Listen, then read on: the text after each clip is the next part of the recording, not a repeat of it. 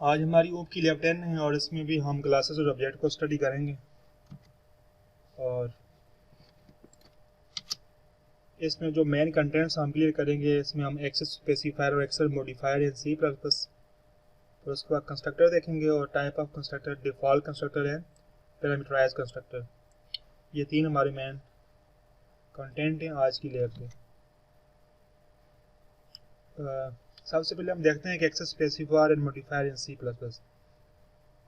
Basically जो access specifier होता है, it specify the member of class is accessible outside और नॉट।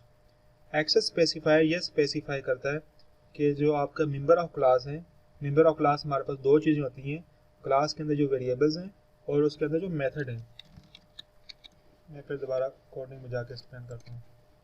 ये हमारे पास एक क्लास है पेरेंट की, इसका नाम पेरेंट है। स्टूडेंट नज़र आ रहा है। इस क्लास के अंदर कोई भी चीज़ है, चाहे वेरिएबल्स हैं चाहे मेथड हैं, वो उस क्लास का क्या है? मेंबर है। उस क्लास का क्या है? मेंबर है। ठीक है ना।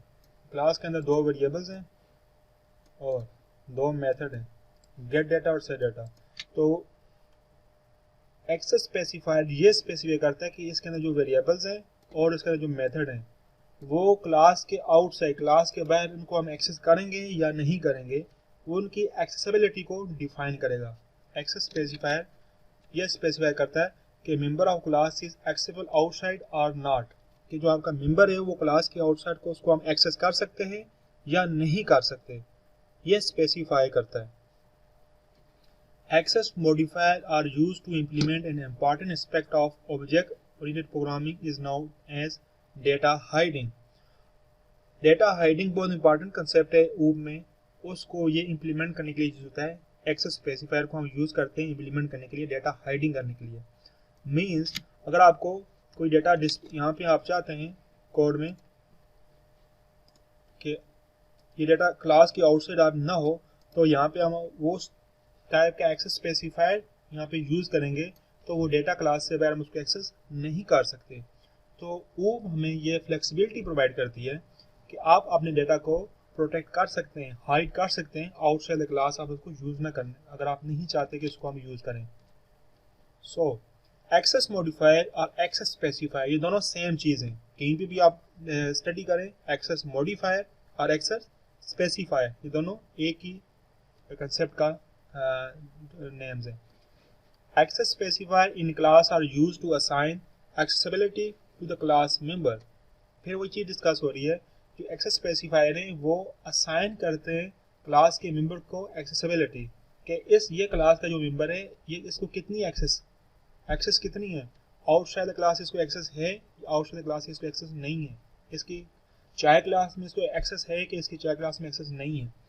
That is, it sets some restriction on class member not to get directly accessed by outside function। और ये कुछ रिस्ट्रिक्शन ऐड करते हैं ताकि हम क्लास के मेंबर को आउटसाइड हम इनको एक्सेस नहीं कर सकें।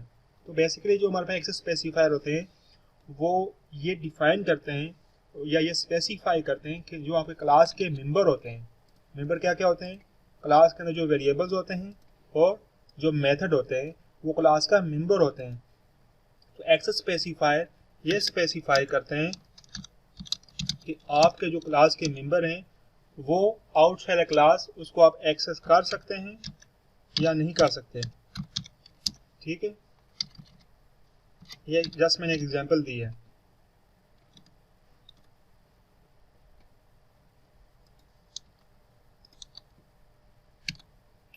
ये प्राइवेट एक स्पेसिफायर है, एक पब्लिक एक एक्सेस स्पेसिफायर है।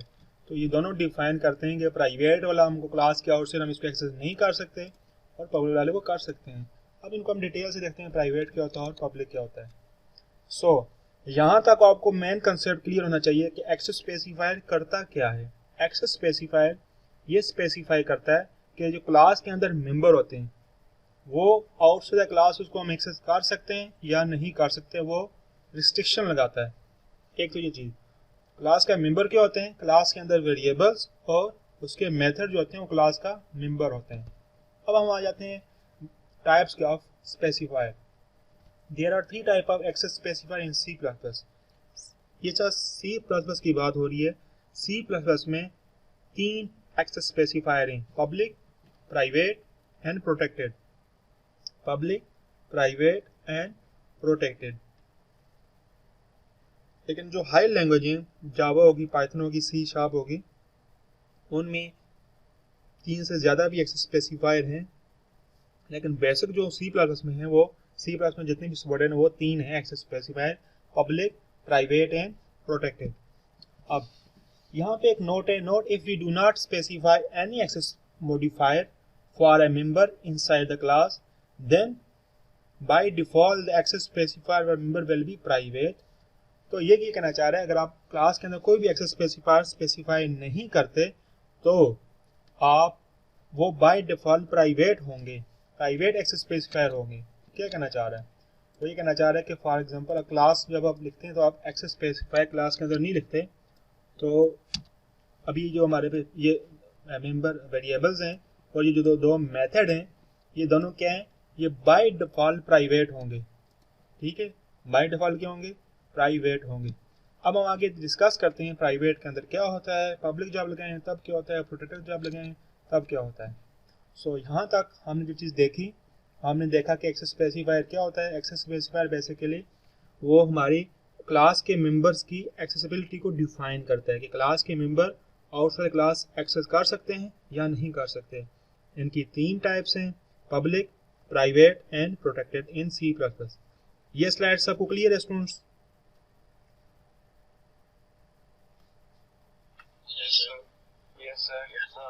Okay okay. अब हम सबसे पहले देखते हैं पब्लिक एक्सेस स्पेसिफायर।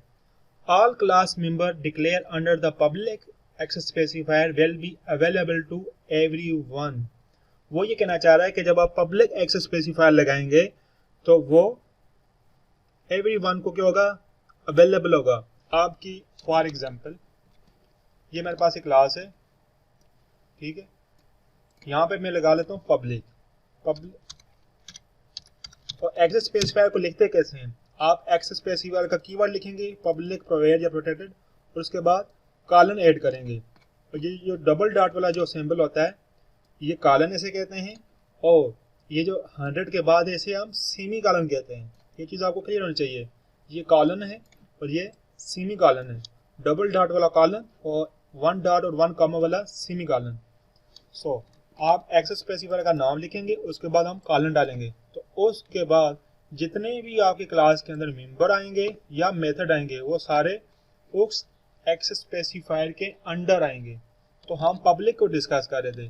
तो पब्लिक एक्सेस स्पेसिफायर ये स्पेसिफाई करता है कि जब आप पब्लिक एक्सेस स्पेसिफायर अपनी क्लास में ऐड करेंगे तो उसके बाद जितने भी मेथड या पब्लिक होंगे वो एवरीवन को क्या होंगे? अवेलेबल होंगे। एवरीवन से क्या मुराद है?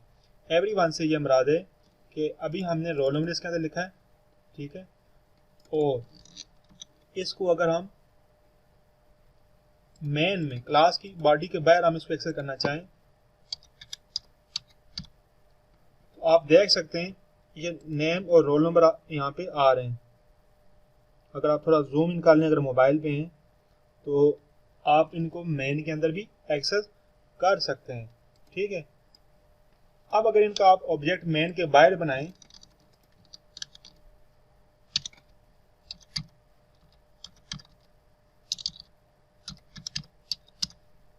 यहाँ पे भी आप इन दोनों को क्या कर सकते हैं?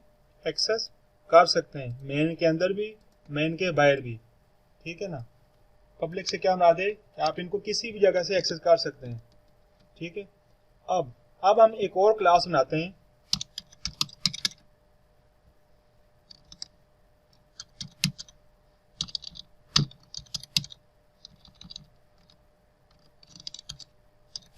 टेस्ट, ठीक है। अब इस क्लास के अंदर हम इसका ऑब्जेक्ट बना के चेक करते हैं कि आया कि इस क्लास के अंदर भी हम एक्सेस कर सकते हैं कि नहीं कर सकते। हम दूसरी क्लास के अंदर भी इन पब्लिक वाले को एक्सेस कर सकते हैं। तो यहाँ से हमने क्या रिजल्ट जो है हमें मिला कि जब आप पब्लिक का जो एक्सेस स्पेसिफायर है, जब आपने वेरिएबल के साथ हम उसको वो एक्सेस स्पेसिफायर ऐड होगा, तो उससे ये मुराद है कि वो उस क्लास के अंदर भी आप उसको एक्सेस कर सकते हैं, उस क्लास के बाहर कहीं भी से भी आप एक्सेस कर सकते हैं, किसी और क्लास से भी एक्सेस कर सकते हैं, मेन फंक्शन से भी एक्सेस कर सकते हैं, मेन फंक्शन से बाहर से भी एक्सेस कर सकते हैं। तो पब्लिक से हमें यह समझ आई कि जो आपका पब्लिक एक्सेस स्पेसिफायर है वो विजिबल है टू एवरीवन। कोई भी बाय आउटसाइड द क्लास कोई मेथड हो, कोई क्लास हो, कोई फंक्शन हो, उसको एक्सेस कर सकता है। ठीक है ना, ओपन है। The data member and member function declare as public can be access other classes and function too. वही चीज रिपीट हो रही है। The public member of class can be access from anywhere in the program using direct memory access operator with object of their class. अब ये जो आपके पास dot operator है, इसको हम क्या कहते हैं, डायरेक्ट मेंबर एक्सेस ऑपरेटर। कि ये यहाँ पे जो डॉट ऑपरेटर हमने लगा के हमने इसको एक्सेस किया है, तो ये जो डॉट है ये डायरेक्ट मेंबर एक्सेस ऑपरेटर है, या इसे आप डॉट ऑपरेटर भी कह सकते हैं या डायरेक्ट मेंबर एक्सेस ऑपरेटर। तो आपने किसी भी क्लास की कोई पब्लिक मेंबर को एक्सेस करना है तो सबसे पहले आपको उस क्लास का ऑब्जेक्ट बनाना होगा। वो क्लास का ऑब्जेक्ट कैसे बनाते हैं आप, क्लास का नेम स्पेस और ऑब्जेक्ट का नेम लिख देते हैं, आप कोई भी ऑब्जेक्ट का नाम ले दें और फिर ऑब्जेक्ट आप एक्सेस मेंबर ऑपरेटर लगाएंगे तो आपके पास वो तमाम पब्लिक मेंबर उन सब की क्या आ जाएगी, लिस्ट आ जाएगी।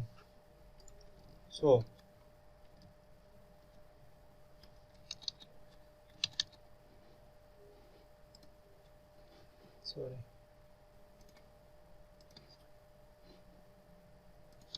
ये था हमारे पास पब्लिक।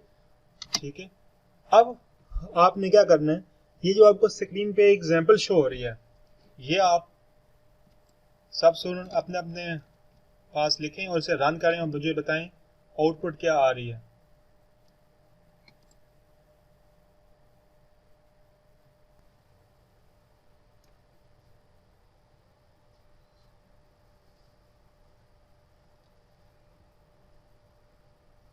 सर इसका वर्ड फाइल बना है सर?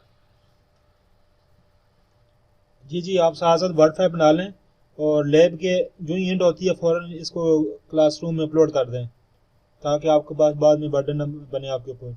साथ साथ कोड की और इसकी आउटपुट की स्क्रीनशॉट वर्ड में बनाएं जैसे आप फाइल बनाते थे। क्वेश्चन नंबर 1 अपना रोल नंबर, आपका नाम हो, आपका सेक्शन वगैरह हो, हर क्वेश्चन की नंबरिंग हो और उसका टाइटल हो कि क्वेश्चन है कोड किस रिलेटेड है। तो है आपने प्रॉपर स्केड्यूल करके फिर उसको पीडीएफ या वर्ड अपलोड कर देनी है ताकि बाद में आपके पास इशू नहीं हो, क्योंकि पेपर वगैरह भी हैं तो आपका लैब का काम भी लैब के अंदर हो रहा है और यही आपका होमवर्क है। जब आप फाइल अपलोड करेंगे तो उसको एज अ होमवर्क में मार्क कर लूँगा मैं। अभी आपको होमवर्क के लिए कोई एक्स्ट्रा टास्क नहीं दे रहा, मुझे पता है आपका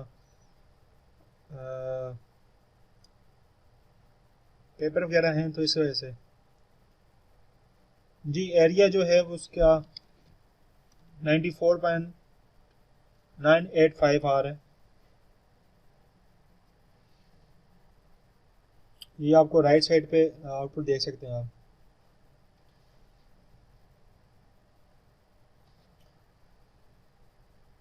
जी बाकी लोग भी टाइप कर रहे हैं, हमजा मुश्ताक, तैमूर, मूसा मसूद, फुरकान मंजूर, यासर नवाज,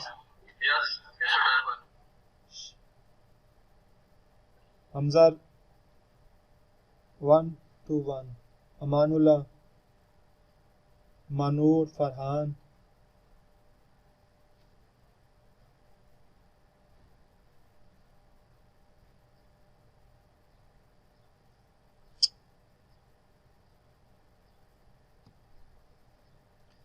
ऐसा स्टूडेंट जिसको एरर आया हुआ है इस कोड में, जिसका आउटपुट में ये जो राइट साइड पे आउटपुट आपको नजर आ रही है ये आउटपुट ना आई हो।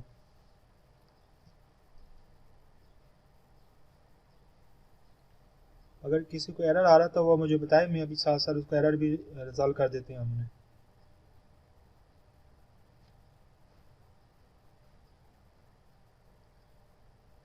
हमजा खान आप एक्सप्लेन करें कोड में क्या हो रहा है। 121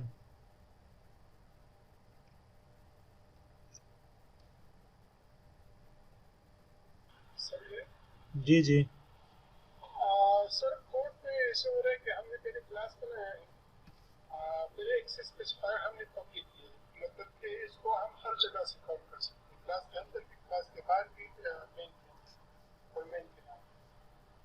फिर हमने कुछ इस तरह किया कि हमने एक किया है डेटा मेंबर रेडियस, जिसका जो और फिर हमने किया है डेटा क्या होता है उसका फंक्शन मेंबर। फिर हमने फंक्शन मेंबर लिया है कंप्यूट एरिया के नाम से, जिसका रिटर्न टाइम डबल होगा और उसके अंदर वो जो रिटर्न करेगा वो होगा 3.14 जो कि रेडियस है, जो कि पाई की वैल्यू है, और फिर रेडियस स्क्वायर हमने मतलब रेडियस। तो फिर नीचे जब हमने आए तो हमने एक ऑब्जेक्ट बनाया है क्लास सर्कल का एक ऑब्जेक्ट बनाया है ऑब्जेक्ट के नाम से। फिर रेडियस में हमने यहाँ वैल्यू डाली है, क्योंकि ये एक्सेस स्पेसिफायर जो है वो पब्लिक है, तो हम उसको यहाँ से भी एक्सेस कर सकते हैं मेन से। उसमें हमने वैल्यू डाली है 5.5। फिर नीचे सिंपली जो है वो रेडियस की वैल्यू सीओ की है ओबीजे रेडियस से, और एरिया की जो है वो ओबीजे जो हमारे पास वो मेंबर फंक्शन था उसको। ओके, सही है, बेहतरीन है, गुड। अच्छा मोहम्मद अहमद, आप बताएं मेन के अंदर जो लाइन ऑफ कोड्स हैं वो क्या कर रही हैं? मोहम्मद अहमद 189। जी सर, हमने पहले तो क्लास बनाई, फिर हमने एक्सेस स्पेसिफाई किया, फिर हम लोगों ने मेन फंक्शन के अंदर जो हम लोगों ने बेसिकली कॉल करवाया है। हमने पहले जो हमारा क्लास है उसको उसका एक ऑब्जेक्ट बनाया, उसको कॉल करा रहे हैं, फिर हमने उसको प्रिंट करवाया है। प्रिंट इस तरह कराया है कि हमने रेडियस और एरिया दोनों को जो है वो प्रिंट कराया है। पहले हमने ऑब्जेक्ट रेडियस जो पब्लिक स्पेसिफायर है उसको कॉल कराया, फिर उसको प्रिंट करवाया सीओ के साथ। ओके,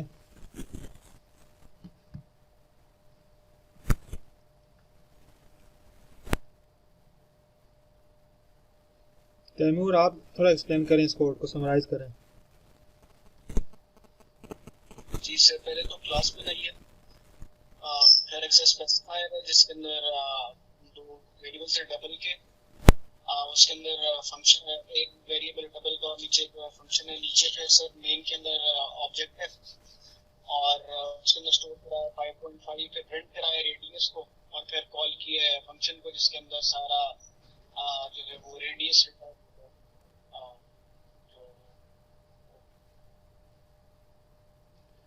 सही, ऐसा वो आज छुट्टी पे हैं, कोई भी नहीं है। ऐसा कोई स्टूडेंट जिसमें इस कोड में इसको एरर आया वो और वो या किसी को इसकी अंडरस्टैंडिंग ना हुई हो, तो मैं दोबारा उनको एक्सप्लेन कर सकता हूँ।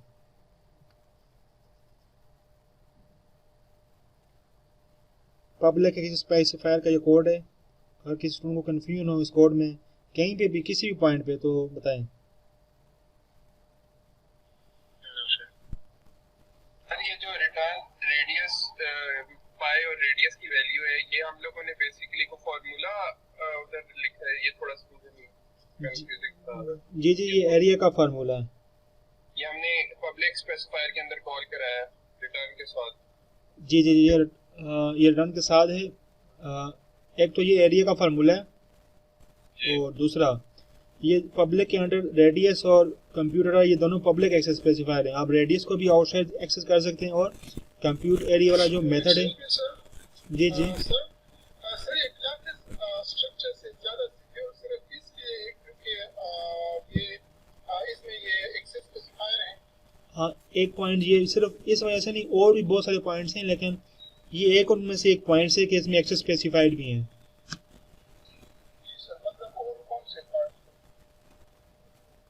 और उसमें इनहेरिटेंस नहीं होती, इसमें इनहेरिटेंस होती है। इसमें पॉलीमॉर्फिज्म होता है, इसमें एब्स्ट्रैक्शन होती है, उसमें वो चीज़ें नहीं होती, स्ट्रक्चर में वो चीज़ें नहीं होती। और इसमें कंस्ट्रक्टर और वगैरह का कंसेप्ट है, उसमें वो कंसेप्ट भी नहीं है स्ट्रक्चर में, ठीक है ना। ऊब के जितने भी कंसेप्ट है ना वो स्ट्रक्चर सपोर्ट नहीं करता, तो इस वजह से। लेकिन आपने जो सिक्योरिटी के पॉइंट ऑफ व्यू से पूछा कि हाइडने के, तो उसमें ये एक्सेस स्पेसिफायर स्पेसिफिक है कि ये चीज़ें स्ट्रक्चर में नहीं होती, वो इस क्लासेस में होती हैं। और एक जो पहले क्वेश्चन हम कर रहे थे वो रेडियस और कंप्यूट एरिया को हम मेन में हमने क्यों कैसे कॉल किया, इसलिए से कॉल किया कि वो क्या है, वो पब्लिक थे, तब हमने उनको मेन में एक्सेस किया। अब आप सब स्टूडेंट क्या करें, ये जो एक्सेस स्पेसिफायर लाइन नंबर 7 में पब्लिक है ना, इसको आप प्राइवेट करके रन करें, मुझे बताएं क्या आउटपुट आ रही है।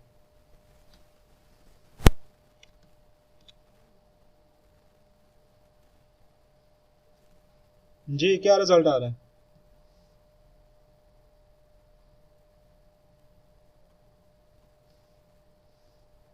सर एरर दे रहा है सर। क्या एरर दे रहा है? प्राइवेट किया है ना सर उसको, तो इसलिए वो एक्सेस नहीं कर पा रहा। यस सर, एरर दे रहा है मुझे भी। सैयद अली शाह गिलानी, आप एक्सप्लेन करें इसको कि ये क्या हो रहा है जब इसको हम प्राइवेट करते हैं। Yes sir. इसको जब हम प्राइवेट, आपने कोड लिखा है आपने? Yes sir. जहाँ भी आपने पब्लिक लिखा हुआ है ना, उसको प्राइवेट करके कोड रन करके बताएं मुझे क्या हो रहा है। सर नहीं रन हो क्योंकि हमने एक्सेस ही प्राइवेट कर दिया ना, तो नीचे में नहीं कॉल कर सकते, यूज नहीं कर सकते। नहीं, एरर क्या आ रहा है ये तो बताएं। एरर आ रहा है, एरर आ रहा है कि double circle radius is private. Okay, so ये चीज़ आपको क्लियर होनी चाहिए कि जो पब्लिक है वो इसको हम एवरीवेयर एक्सेस कर सकते हैं, मेन के अंदर भी, ठीक है, मेन के अंदर भी, किसी और क्लास के अंदर भी, मेन के बाहर भी, और जो आपकी मेन क्लास है जिस क्लास के अंदर वो ऑब्जेक्ट है, वेरिएबल्स हैं, उनके अंदर भी आप इसको एक्सेस कर सकते हैं, ठीक है ना, इनके अंदर भी आप एक्सेस कर सकते हैं, और इस क्लास के बाहर किसी और क्लास में भी, उसके बाद मेन के अंदर और मेन के बाहर भी। आप पब्लिक जब आपने एक्सेस स्पेसिफाई कर दिया तो इट्स मीन वो एक्सेस एवरीवेयर है, उसको आप एवरीवेयर एक्सेस, किसी भी जगह से उसको आप एक्सेस कर सकते हैं उस डेटा मेंबर को। वो डेटा मेंबर आपका वेरिएबल भी हो सकता है, आपका मेथड भी हो सकता है, ठीक है। इसके बाद आ जाता है प्राइवेट। क्या जाता है? प्राइवेट। हम देखते हैं प्राइवेट की access specifier. The class member declared as private can be accessed only by member function inside the class. अगर किसी भी आपने एक्सेस स्पेसिफायर को प्राइवेट कर दिया तो वो क्लास के अंदर ही आप उसी क्लास के अंदर एक्सेस कर सकते हैं, क्लास की आउटसाइड उसको आप एक्सेस नहीं कर सकते। They are not allowed to access directly by any object or function outside the class. Outside the class वो किसी भी मेथड या फंक्शन या ऑब्जेक्ट के थ्रू आप उसको एक्सेस नहीं कर सकते। ओनली मेंबर फंक्शन और friend function are allowed to access the data member of class. Member function वही होते हैं जो उस क्लास के अंदर फंक्शन होते हैं। क्या कहना चाह रहा है? अगर इसको आपने प्राइवेट किया ना, ठीक है, अब ये जो रोल नंबर है इसको आप इस फंक्शन के अंदर भी यूज कर सकते हैं, इस मेथड के अंदर भी यूज कर सकते हैं। ये दो मेथड हैं। क्यों? ये क्लास के अंदर है, इस क्लास की बॉडी के अंदर। अगर किसी भी एक्सेस स्पेसिफायर को आपने प्राइवेट किया तो वो उस क्लास के अंदर ही जस्ट एक्सेस हो पाएगा, ना क्लास के उसको बाहर एक्सेस कर सकते हैं, ना उसको आप मेन के अंदर एक्सेस कर सकते हैं, ना किसी और क्लास के अंदर आप एक्सेस कर सकते हैं। प्राइवेट का यह मतलब है। प्राइवेट का ये आप उसको जस्ट उस वेरिएबल को या उस फंक्शन को एक्सेस सिर्फ उस क्लास की बॉडी के अंदर ही कर सकते हैं, उसकी क्लास की बॉडी के बाहर आप कहीं से भी आप उसे एक्सेस नहीं कर सकते। जी शर्जील, मैंने क्या पॉइंट इसमें बोला है, मुझे थोड़ा सा एक्सप्लेन करें। सर मुझे सही समझ नहीं आया, अभी आवाज कट रही है मेरे पास, इंटरनेट थोड़ा वीक है आज। फरहान अली, आप एक्सप्लेन करें क्या बोला मैंने।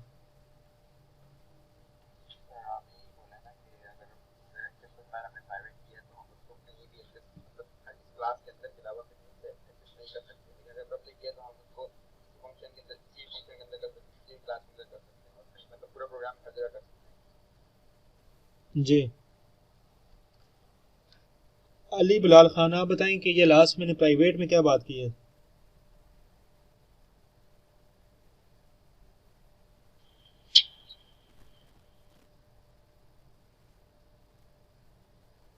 सर आपने कहा है कि प्राइवेट एक्सेस स्पेसिफायर में जो मेंबर होते हैं वो कहीं पे भी क्लास के अलावा हम उसको एक्सेस नहीं कर सकते। सही। जी शर्जील आप बताएं, अभी भी शोर तो नहीं है? नहीं सर। आप एक्सप्लेन करें कि प्राइवेट में क्या हमने डिस्कस किया। सर प्राइवेट के अंदर बेसिकली हम जो भी अपने वेरिएबल्स वगैरह जो भी अपने मेथड्स वगैरह डालेंगे सर वो सिर्फ क्लास के अंदर ही रहेंगे। उसके बाद क्लास के बाहर जब उन्हें एक्सेस करने की कोशिश करेंगे तो वो नहीं हो पाएगा क्योंकि वो उसके बाउंड के अंदर नहीं आता, उसके बाउंड्रीज के अंदर है। सही, बेहतरीन, गुड। सो आपने नई फाइल क्रिएट करें, उसमें ये कोड लिखें, फिर आपको प्राइवेट का सही आपको चीज़ क्लियर हो जाएगी।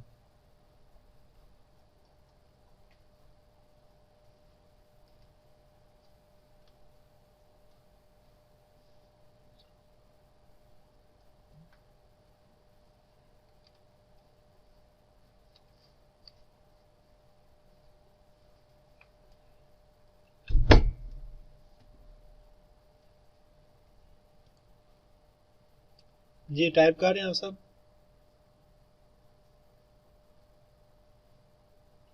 Yes sir.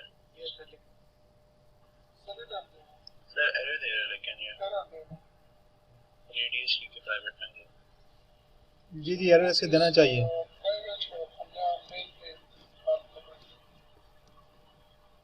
इसको एरर देना चाहिए, आपका ये एरर आएगा, double circle radius is private, double radius error within context object are radius is equal to 1.5। Okay Mohammad Ghazanfar, इस एरर को एक्सप्लेन करें, ये एरर क्यों आ रहा है?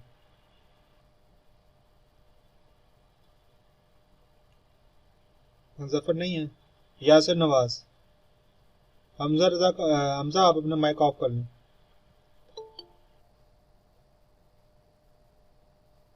यासिर नवाज एक्सप्लेन करें कि एरर क्यों आ रहा है।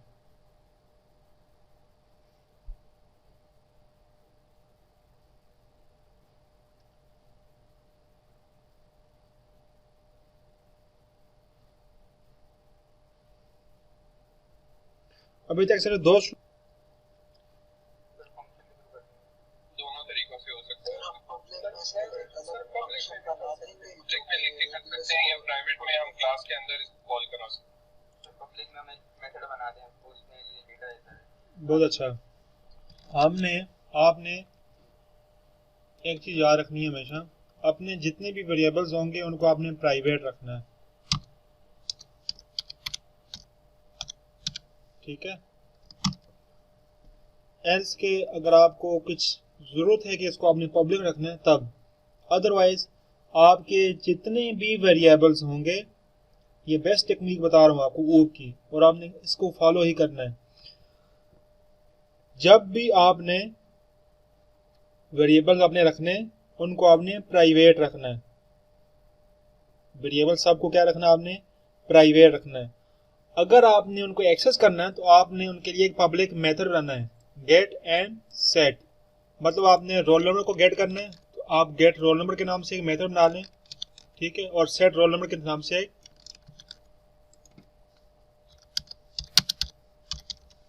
एक मेथड बना लें और उनमें उनको क्या कर दें आप,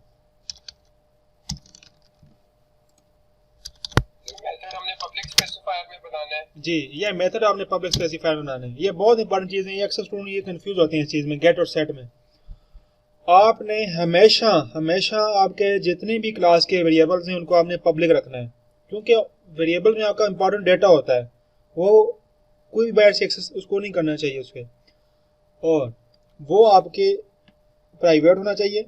और जो आपके उनको एक्सेस करने के लिए या उनको वैल्यू सेट करने के लिए आपने पब्लिक मेथड बनाने हैं, गेट एंड सेट, ठीक है? मैंने अभी रोल नंबर को गेट करने के लिए मेथड बनाया है, उसमें मैं रोल नंबर रिटर्न कर रहा हूँ, तो ये मेथड जब भी मैं कॉल करूँगा तो मुझे इससे रोल नंबर मिलेगा। और सेट रोल नंबर का एक मेथड बनाया मैंने, इसको मैं एक पैरामीटर पास करूँगा जो वैल्यू, तो वो मेरे रोल नंबर की वो वैल्यू हो जाएगी, ठीक है ना? ऐसे ही मैं सेट नेम और गेट नेम के लिहाज से बना सकता हूँ। आगे हम इसको प्रैक्टिस करते रहेंगे, आपकी ये चीज़ें आपके माइंड में बैठ जाएंगी। खैर यहाँ पे हमने प्राइवेट एक्सेस स्पेसिफायर को देखा हमने। सो एरर आप सबको क्लियर हो गया कि एरर क्यों आया। कोई ऐसा स्टूडेंट जिसका ये कोड रन ना हो या इसमें किसी को क्वेश्चन हो?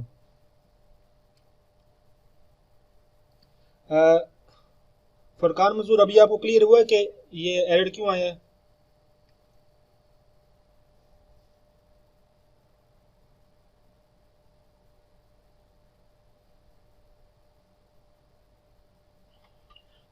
सर जी जी। अभी हम रिटर्न कर रहे हैं रेडियस, तो हम लोग मतलब रेडियस को तो यूज़ कर रहे हैं। अगर हम फॉर एग्जांपल इसको किसी वेरिएबल में डालते हैं कंप्यूट एरिया के अंदर, ये रेडियस को कैलकुलेट करके एक वेरिएबल में स्टोर कर दें सारा कुछ मतलब एरिया को, और फिर उस वेरिएबल को कॉल करें, तो हमारे लिए सर वो एरर क्यों देगा? मतलब रेडियस का काम तो हमारा उस वेरिएबल तक ख़त्म हो गया है। एरर कब? मैं आपकी बात नहीं समझा, थोड़ा सा एक्सप्लेन करें मजीद से। मतलब सर मैं अगर इसमें जो कंप्यूट एरिया है इसके अंदर एक मतलब एक वेरिएबल मेरा, मैं ऊपर प्राइवेट के अंदर एक और वेरिएबल कर देता हूँ इनिशियलाइज, और कंप्यूट एरिया के अंदर मैं उसको वैल्यू असाइन करता हूँ, यही जो रिटर्न में हमने वैल्यू दी हुई है। जी जी। और रिटर्न के अंदर हम उस वेरिएबल को कॉल कर देते हैं। तो आप कर सकते हैं ना, लेकिन सर वो एरर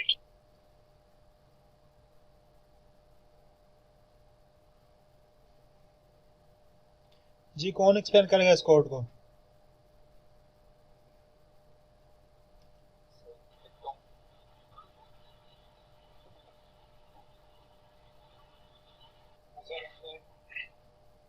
रेडियस को प्राइवेट एक्सेस स्पेसिफायर में लिखा, उसके बाद हम लोगों ने उसको कॉल कराया पब्लिक एक्सेस स्पेसिफायर के अंदर।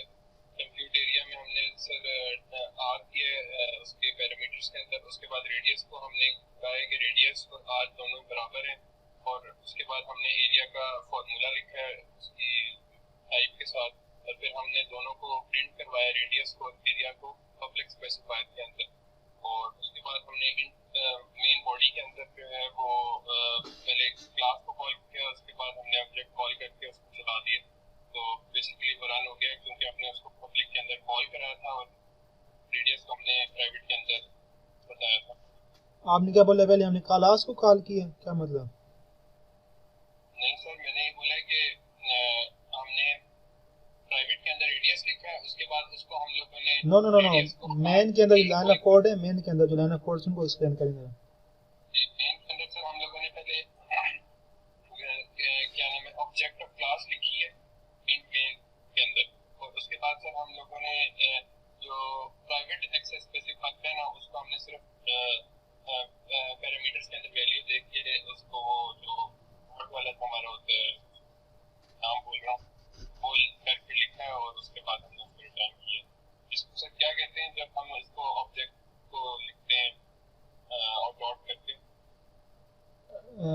Member access operator, dot operator. Access operator हमने यूज कर लिया, और हमने उसमें कंप्यूट एरिया को पैरामीटर में वैल्यू दे के और उसका वैल्यू दे दी रेडियस की भी और एरिया की, क्योंकि हमने दोनों को। अच्छा, यासिर नवाज आप एक्सप्लेन करें इसे।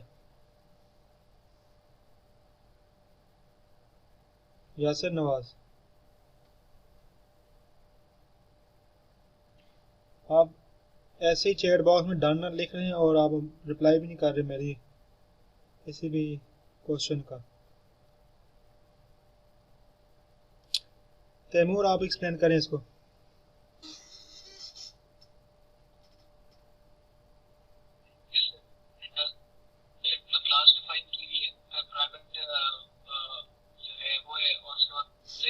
प्राइवेट क्या है?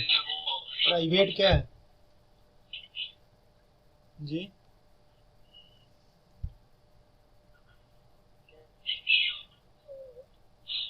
प्राइवेट क्या चीज़ है? एक्सेस स्पेसिफायर साथ बोले भी ना।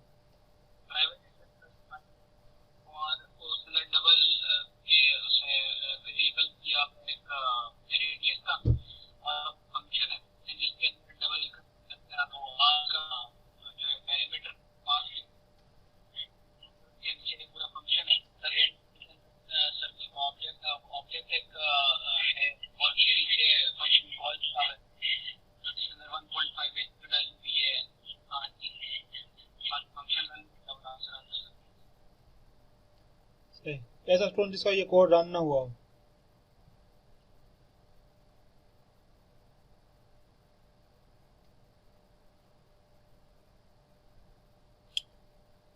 मानूर मुमताज, जी सर। आपको कोड हो चुका है ये वाला? जी सर, हो गया है। ओके, एक्सप्लेन करें इस कोड में हमने किया क्या है। सर रेडियस और एरिया प्रिंट करा रहे हैं। सबसे पहले क्लास बनाई है सर्कल की, और फिर एक्सेस स्पेसिफाई प्राइवेट और पब्लिक के दो बनाए, जिसमें प्राइवेट में रेडियस रखा है और पब्लिक में एरिया, कंप्यूट एरिया को लिया है, और उसके अंदर पैरामीटर ले लिया है रेडियस को। नीचे फिर रेडियस को इक्वल किया आर के, एरिया का फॉर्मूला लगाया और उसको प्रिंट करा रहे हैं। और फिर इंट मेन में सबसे पहले क्लास ऑब्जेक्ट की क्लास बनाया और उसके बाद उसको प्रिंट करा दिया, मतलब उसको इनडायरेक्टली एक्सेस किया। सही, गुड। 189, जी जी। सर ये एरिया को तो हमने पब्लिक में किया हुआ है ना, पब्लिक स्पेसिफाई किया हुआ है, तो एरिया को हम अब हर जगह से मतलब कर सकते हैं। जी जी, एरिया, कंप्यूट एरिया का जो मेथड है, इसको आप हर जगह से आप क्या कर सकते हैं, एक्सेस कर सकते हैं। सर कंप्यूट एरिया जो है, जो कंप्यूट एरिया के अंदर जो है सब एरिया है हमारे। कंप्यूट एरिया के अंदर जो डबल एरिया है, जी जी।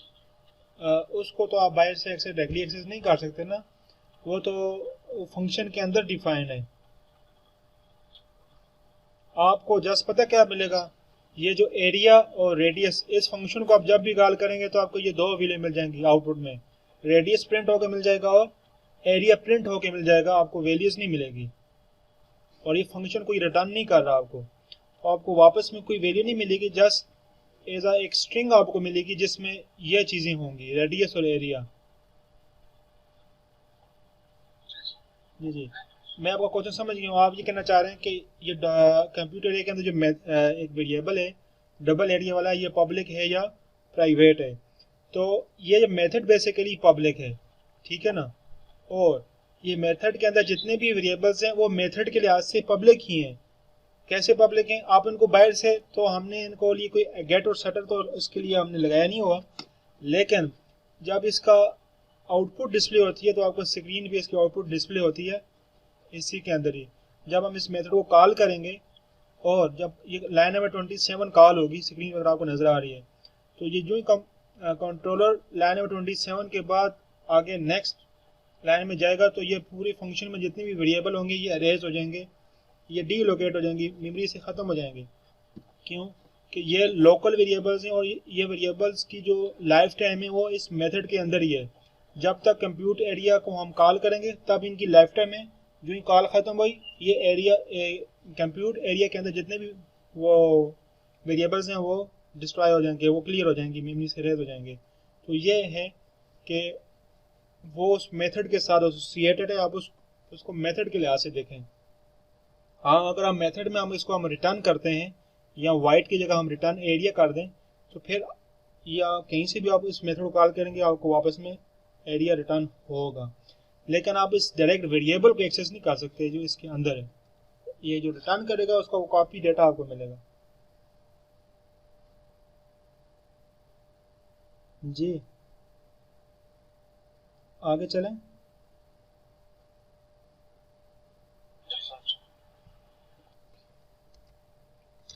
अब आगे थोड़ा सा कॉम्प्लिकेटेड भी है। प्रोटेक्टेड एक्सेस स्पेसिफायर, पब्लिक और प्राइवेट तो आपको क्लियर हो गया होगा। पब्लिक को हम एवरी हर जगह से हम एक्सेस कर सकते हैं और प्राइवेट को हम किसी भी जगह से एक्सेस नहीं कर सकते, सिर्फ क्लास के अंदर ही कर सकते हैं। अब है प्रोटेक्टेड को थोड़ा सा समझना है, थोड़ा सा ये टेक्निकल है। The protected access specifier is similar to the private access modifier और एक्सेस स्पेसिफायर। जो प्रोटेक्टेड है वो प्राइवेट के सिमिलर ही है, सिर्फ जस्ट वन सिंगल डिफरेंस है, in sense that it cannot be accessed outside of its class unless with the help of friend class। मतलब जो आपके पास प्रोटेक्टेड और प्राइवेट हैं ये दोनों एक सेंस में सिमिलर हैं। क्या कि आप दोनों को क्लास के आउटसाइड एक्सेस नहीं कर सकते। देख लेते हैं, थोड़ी सी एग्जांपल देख लेते हैं।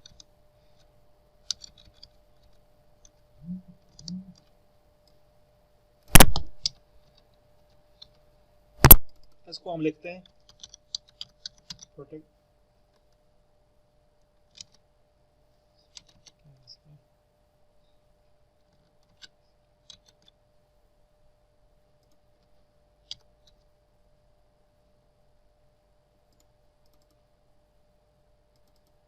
मैंने प्रोटेक्टेड सर की आवाज़ सिर्फ मुझे नहीं आ रही है, किसी को नहीं आ रही।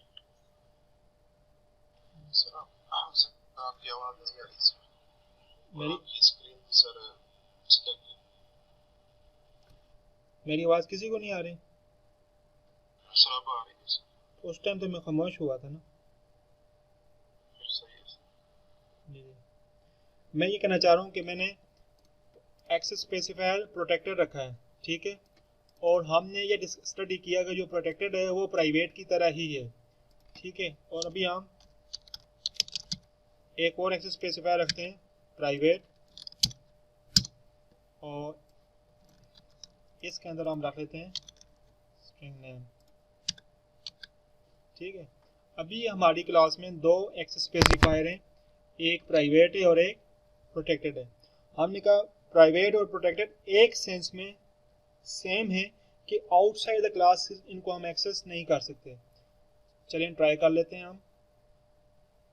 हम मेन में एक ऑब्जेक्ट बनाते हैं इनका, ऑब्जेक्ट 1 और dot data member access operator. हमने जब डॉट लिखा तो कोई भी इन दोनों में से नहीं प्रोटेक्टेड वाला हमें मेंबर एक्सेस हो रहा है और नहीं प्राइवेट वाला, ठीक है। मेन के अंदर भी अगर यही काम हम मेन के बाहर करें,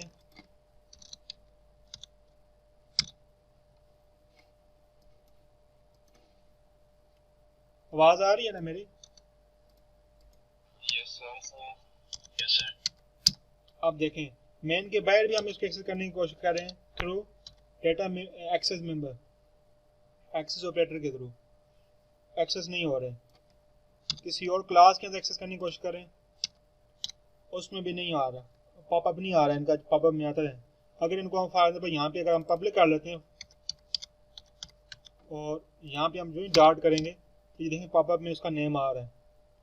तो यहाँ से हमने क्या चीज़ ऑब्जर्व की कि प्रोटेक्टेड और प्राइवेट एक सेंस में सेम है।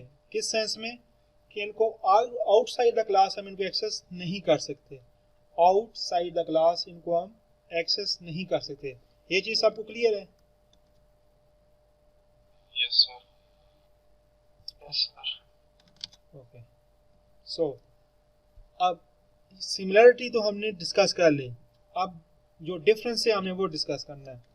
सिमिलरिटी हमने ये डिस्कस कर ली कि जो पब्लिक और प्रोटेक्टेड एंड प्राइवेट हैं, ये दोनों जो मेंबर होंगे एक ऐसे डेटा मेंबर जिनको हमने प्रोटेक्टेड किया हुआ है या प्राइवेट किया हुआ है, ये दोनों आउटसाइड द क्लास एक्सेस नहीं हो सकते।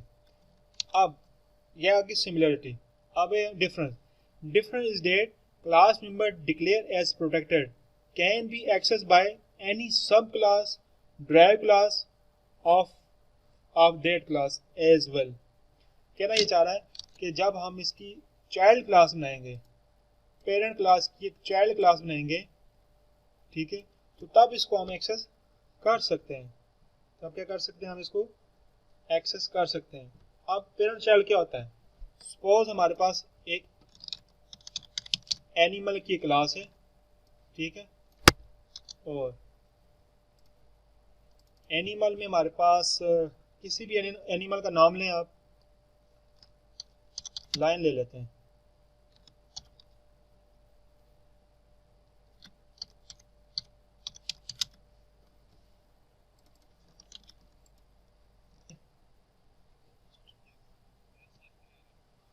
ओके। वो थोड़ा सा नेट का प्रॉब्लम हो गया था। ओके जी, मैंने शफल कर लिया सिस्टम में।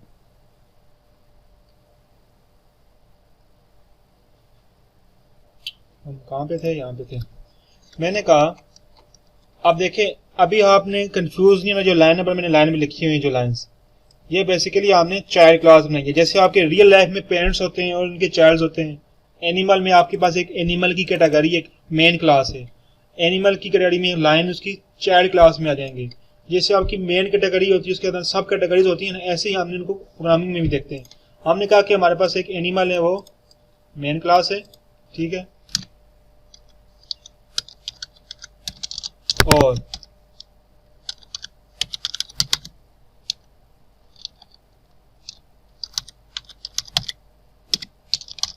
मैंने सपोज उनमें हमने कुछ रखा है इंट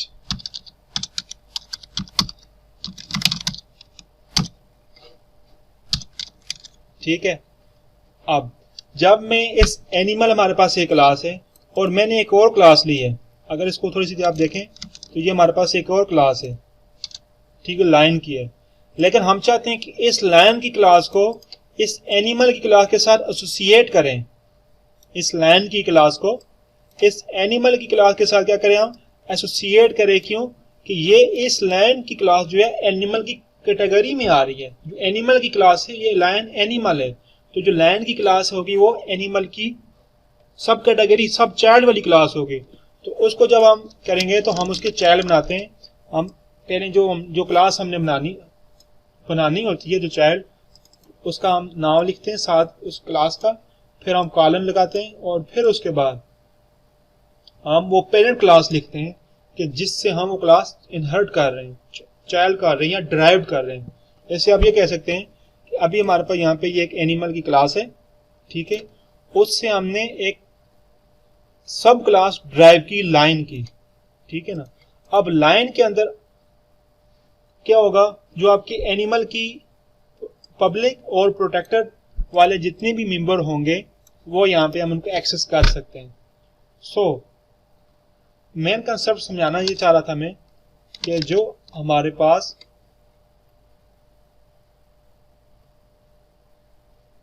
नहीं, फिर हम नहीं कर सकते, प्राइवेट को हम नहीं कर सकते।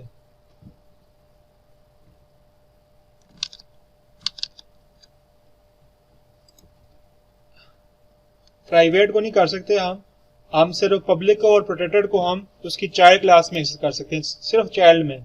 मतलब उसकी ड्राइव जो क्लास होगी, मतलब एनिमल से अभी हमने ड्राइव किया, ये जो हमने ड्राइव से क्या बनाते हैं, ये ड्राइव का ये मतलब होता है कि जो ये ऊपर वाली क्लास है उसकी जितनी भी पब्लिक और प्रोटेक्टर वाली मेंबर्स हैं उनको ये क्लास एक्सेस कर सकती है बगैर ऑब्जेक्ट क्रिएट किए, ठीक है।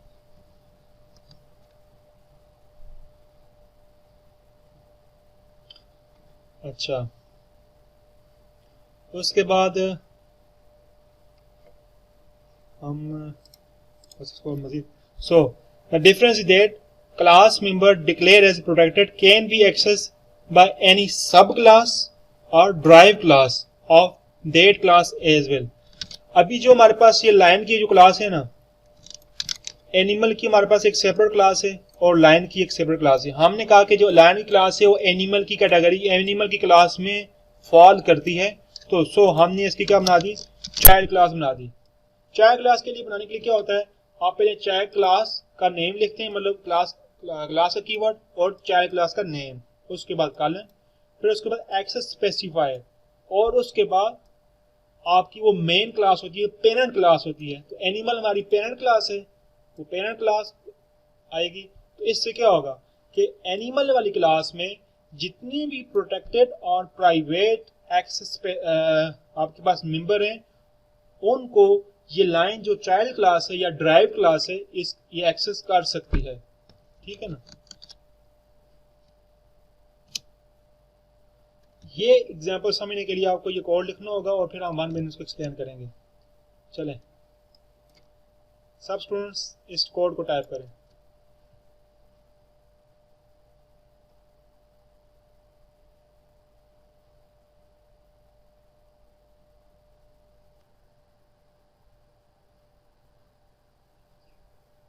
जी जी, लाइन 13 में हमने जो पेरेंट क्लास थी उसकी चाइल्ड क्लास बनाई है, ठीक है। चाइल्ड क्लास बनाने के लिए आप नहीं उससे एक और नई क्लास ड्राइव की है, एक और क्लास नई क्लास ड्राइव की है, उसके अंदर क्लास नहीं बनाई, उससे एक नई क्लास ड्राइव की है। ड्राइव क्लास का क्या होता है, उसकी अपनी खुसूसियात भी होती हैं और वो अपनी जिस क्लास से ड्राइव की होती है उसकी भी खुसूसियात उसके पास होती हैं, उसकी भी प्रॉपर्टीज उसके पास होती हैं। तो जो चाइल्ड क्लास है ये बेसिकली क्या कर रही है, चाइल्ड क्लास जो पेरेंट क्लास में प्रोटेक्टेड आईडी है वो भी उसके पास एक्सेसिबल है और उसकी अपनी जो मेथड हैं वो भी उसके पास हैं, उनको भी एक्सेस कर सकती है। तो चाइल्ड बेसिकली जैसे आपके रियल लाइफ में पेरेंट्स होते हैं, चाइल्ड्स होते हैं, उस कंसेप्ट को लेके वो जो है ना वो इस तरह डील करती है चीज़ों को। जब आप क्लास ड्राइव करते हैं, जब आप ड्राइव करते हैं तो आप एक्सेस स्पेसिफायर लगाते हैं, ठीक है, कि जो पेरेंट के आप इनहेरिटेंस कर रहे हैं या पब्लिक तक कर रहे हैं, प्रोटेक्टेड कर रहे हैं या प्राइवेट कर रहे हैं। तो ये जब हम नेक्स्ट लेयर में ऊपर का टॉपिक डिस्कस करेंगे इसको हम मज़ीद डिटेल से देखेंगे। अभी जस्ट हमारा जो कंसेप्ट समझाने का है वो प्रोटेक्टेड वाले एक्सेस स्पेसिफायर को है। आप जस्ट प्रोटेक्टेड को एक्सेस स्पेसिफायर को इसको यहाँ पे समझें कि इसको हम चाइल्ड क्लास में एक्सेस कर सकते हैं और कैसे एक्सेस करते हैं। जब हम नेक्स्ट लेयर में इनहेरिटेंस का पूरा टॉपिक स्टडी करेंगे तो हम ये चीज़ डिटेल से देखेंगे, ठीक है। जी जी जी जी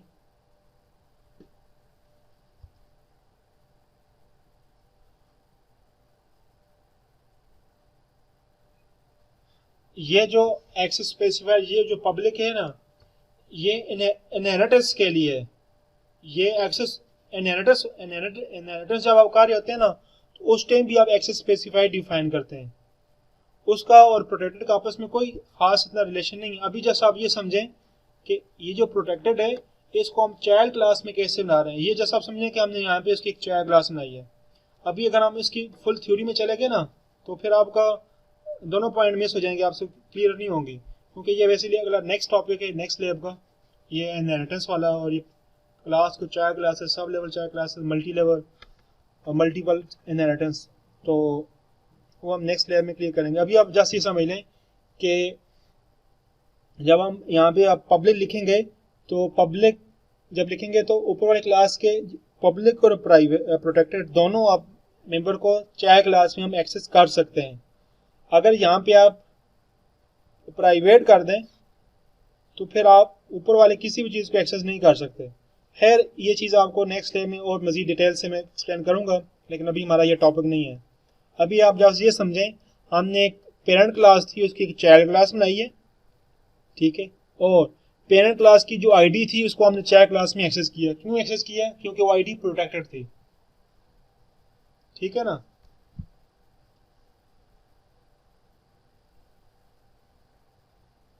जी हो गया, सब निकाल लिया।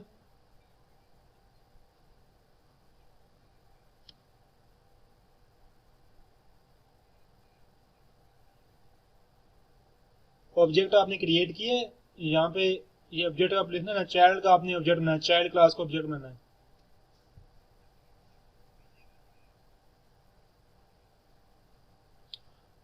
अपना कोड भेज दें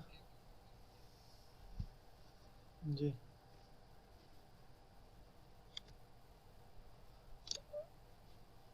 किस किस को इशू आ रहा है इस कोड में?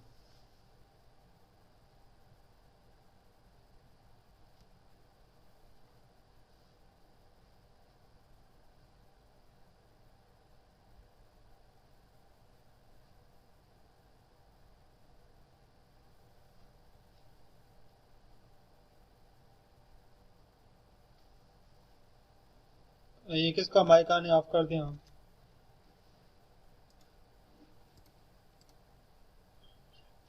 जी जी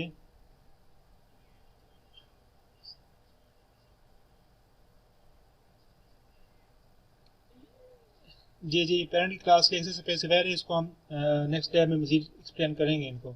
अभी आप जस्ट ये समझें कि जो हमारे पास ये प्रोटेक्टेड आईडी है इसको हमने चाइल्ड क्लास में एक्सेस कर सकते हैं। जैसे आपने प्रोटेक्टेड को समझना है, प्रोटेक्टेड होता क्या है।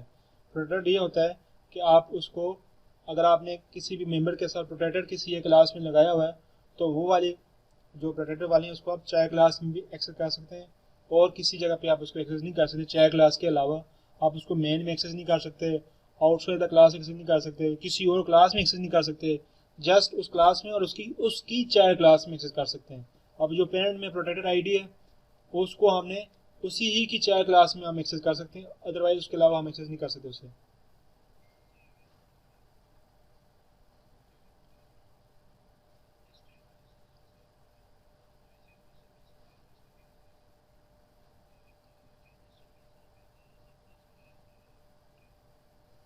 मास्टर क्लासेस से क्या मुराद है आपका, कैसे आप ले रहे हैं उसको?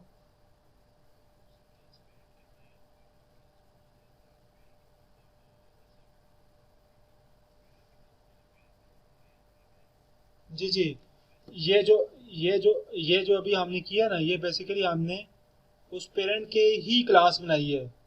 पेरेंट के पास उसकी सब चीज़ें हैं, मौजूद है, ठीक है ना, लेकिन उसकी चाइल्ड क्लास, लेकिन ये उससे है ना कि इसके पास पेरेंट की सब चीज़ें मौजूद हैं। कौन कौन सी वाली? पब्लिक और प्रोटेक्टेड सारी चीज़ें इस चाइल्ड के पास आ रही हैं। मैं एक मिनट यहाँ पे सारे एग्जाम्पल भी कर लेता हूँ।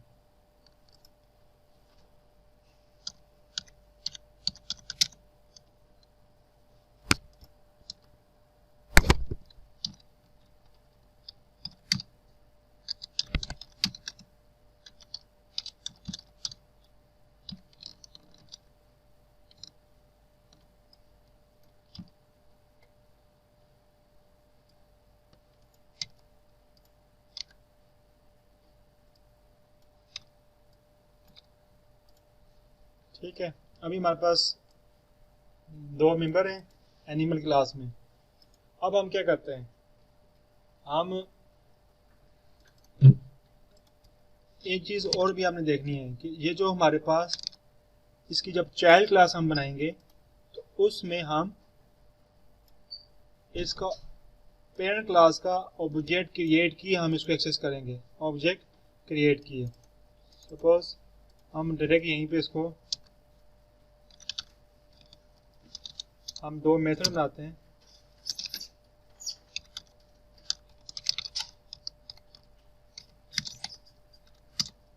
हाँ, वो भी कर सकते हैं आप। तो सेट आईडी, उस आईडी के अंदर आपने उस प्रोटेक्टेड आईडी को आपने क्या किया, वैल्यू असाइन किया। आप देख लें इस चाइल्ड क्लास में कोई भी प्रोटेक्टेड आईडी वाला वेरिएबल नहीं है। ये वेरिएबल प्रोटेक्टेड आईडी वाला कहाँ पे है, ये इसकी पेरेंट क्लास में पड़ा हुआ है, लेकिन इसको हमने चाइल्ड क्लास में इसको वैल्यू असाइन भी किया और चाइल्ड क्लास में इसको हमने वैल्यू स्क्रीन पे डिस्प्ले भी किया, ठीक है ना।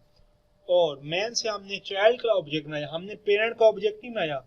जब चाइल्ड का ऑब्जेक्ट बनाएंगे तो पेरेंट की जितनी भी चीज़ें पब्लिक और प्रोटेक्टेड वो चाइल्ड क्लास के ऑब्जेक्ट को एक्सेसिबल होंगी, ठीक है ना।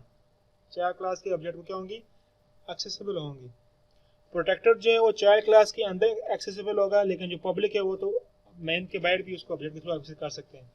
तो ये 2 मेथड थे पब्लिक वाले, पब्लिक स्पेसिफाइड चाइल्ड क्लास के अंदर सेट आईडी और डिस्प्ले आईडी। तो हमने सेट आईडी में पैरामीटर पास किया और डिस्प्ले भी कॉल किया, तो हमारे पास स्क्रीन पे प्रोटेक्टेड आईडी 81 डिस्प्ले होगी। तो ऐसे हमने जो आपका प्रोटेक्टेड एक्सेस स्पेसिफाइड है उसको सिर्फ आप चाइल्ड क्लास के अंदर एक्सेस कर सकते हैं, और आउटसाइड और किसी भी क्लास में या मेन से बाहर आप उसको एक्सेस नहीं कर सकते, जो आपका प्रोटेक्टेड मेंबर होता है। सो आपको प्रोटेक्टेड की समझ आई है किसी को, या जिसको ना आइए बताएं।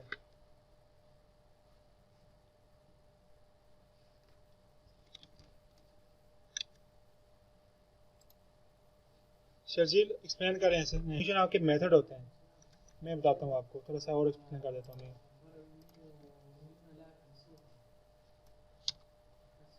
ठीक है, और यहाँ पे आपके पास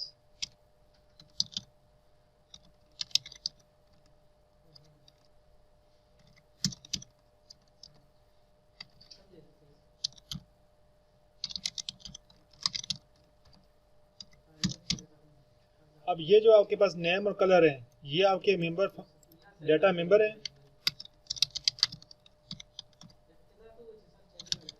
ठीक है। और ये जो आपके फंक्शन और ये मेथड होते हैं, ये आपके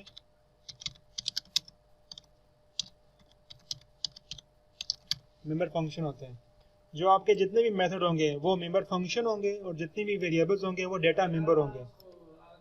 क्या हमने कंक्लूजन निकाला, क्लास के अंदर जितनी भी चीज़ें होंगी वो क्लास का क्या होंगी, मेंबर होंगी। और क्लास के अंदर दो ही चीज़ें हो सकती हैं, या वेरिएबल या मेथड, या वेरिएबल या मेथड। वेरिएबल को आप डेटा मेंबर कहते हैं और मेथड को मेंबर फंक्शन कहते हैं। जी यहाँ तक क्लियर है सबको? और कोई स्टूडेंट जिसको पब्लिक, प्रोटेक्टेड और प्राइवेट एक्सेस स्पेसिफायर में इशू हो?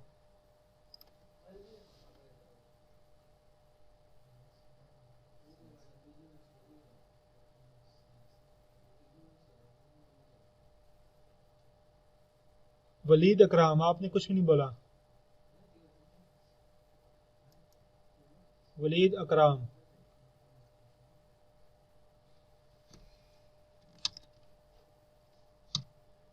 चलें जी। अब हम थोड़ी समराइज करते हैं पब्लिक, प्राइवेट एंड प्रोटेक्टेड को। Public element can be access by all other classes and function. Public को कहीं एलिमेंट्स को कहीं भी आप एक्सेस कर सकते हैं।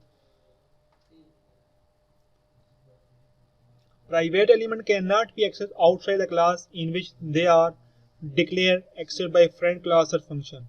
मतलब जो क्लास के मेंबर फंक्शन होंगे उन्हीं में आप प्राइवेट को क्लास के बॉडी के अंदर ही एक्सेस कर सकते हैं, और उसके अलावा आप आउटसाइड द क्लास आप एक्सेस नहीं कर सकते। प्रोटेक्टेड में आप जो है प्राइवेट की तरह ही है, लेकिन सिर्फ जस्ट डिफरेंस ये है कि प्रोटेक्टेड वाले एलिमेंट्स को आप ड्राइव क्लास, सब क्लास और चाइल्ड क्लास में आप उनके एक्सेस कर सकते हैं। सो बाय डिफॉल्ट, नोट है, class member in C++ are private. By default class member in C++ क्या होते हैं, प्राइवेट होते हैं, अनलेस स्पेसिफाइड अदरवाइज। ये चीज़ है। अगर यहाँ पे आप एक्सेस स्पेसिफाइड डिफाइन नहीं करते तो ये बाय डिफॉल्ट क्या होंगे, प्राइवेट होंगे। क्लास के मेंबर चाहे डेटा मेंबर हो या मेंबर फंक्शन हो, दोनों बाय डिफॉल्ट प्राइवेट होंगे। अगर आप खुद स्पेसिफाई करते हैं एक्सेस स्पेसिफाई, तो फिर अगर आप उनको प्राइवेट करते हैं तो प्राइवेट होंगे, पब्लिक करते हैं तो पब्लिक होंगे। खुद अगर कर रहे हैं तो तब होंगे, अदरवाइज बाय डिफॉल्ट अगर आप जब नहीं करेंगे तो ये बाय डिफॉल्ट प्राइवेट डिक्लेयर होंगे, प्राइवेट कंसिडर होंगे और प्राइवेट ही ये डील होंगे। ये पॉइंट्स आपको क्लियर है?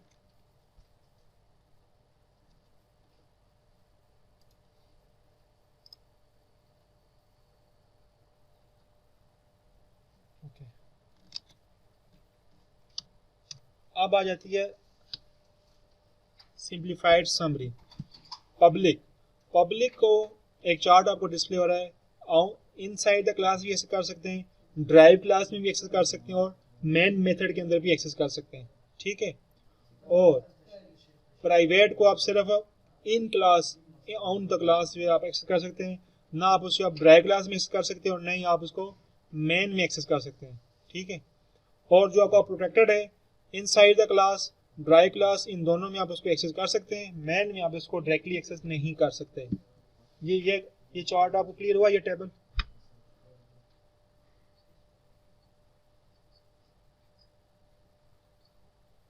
एक से ज्यादा क्या?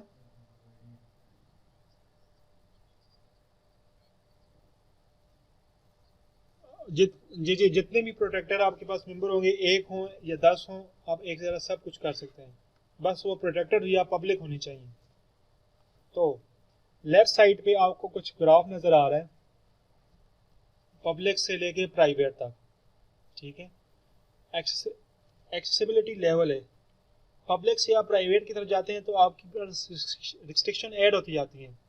ठीक है ना, पब्लिक में आपकी जो डेटा जितना भी होता है पब्लिक होता है, आप उसको इनसाइड द क्लास एक्सेस कर सकते हैं, ड्राइव क्लास में एक्सेस कर सकते हैं, आउटसाइड द क्लास एक्सेस कर सकते हैं, मेन बॉडी के अंदर एक्सेस कर सकते हैं। लेकिन पब्लिक जब प्रोटेक्टेड की तरफ आप मूव करते हैं तो थोड़ी रिस्ट्रिक्शन ऐड हो जाती है,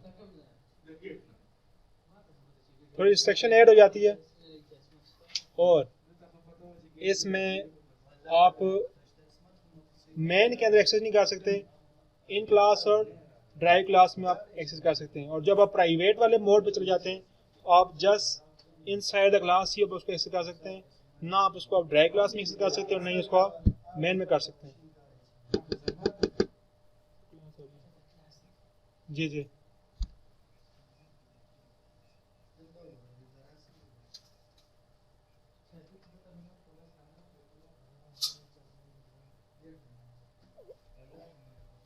एरर नहीं देगा, वो आपका जब आप उसको नीचे मेंबर एक्सेस करेंगे ना उनके साथ वो रिफ्लेक्ट होता है।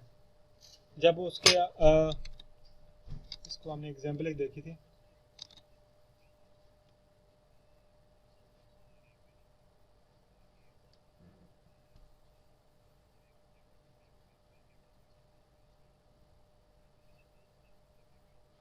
तो जब आप उनके आप मेंबर्स को आप एक्सेस करोगे ना पेरेंट वाली को, तो वो उसके ऊपर इफेक्ट करेगा। पब्लिक में आपको उसकी पब्लिक और प्रोटेक्टेड दोनों एक्सेसिबल होंगी, ठीक है ना। और जब आप उसके प्रोटेक्टेड करोगे तो आपको उसकी सिर्फ प्रोटेक्टेड वाली चीज़ें एक्सेसिबल होंगी। जब आप प्राइवेट करोगे तो आपको उसमें से कोई भी चीज़ एक्सेसिबल नहीं होगी चाइल्ड में। तो इस चीज़ को हम मज़ीद डिटेल से नेक्स्ट स्टेप में डिस्कस करेंगे। मैं थोड़ा सा, अगर आपको आप कह रहे हैं तो मैं आपको टाइप दे देता हूँ इसका। सपोज मैंने यहाँ पे क्लास बनाई है, नीचे क्लास बना रहा हूँ।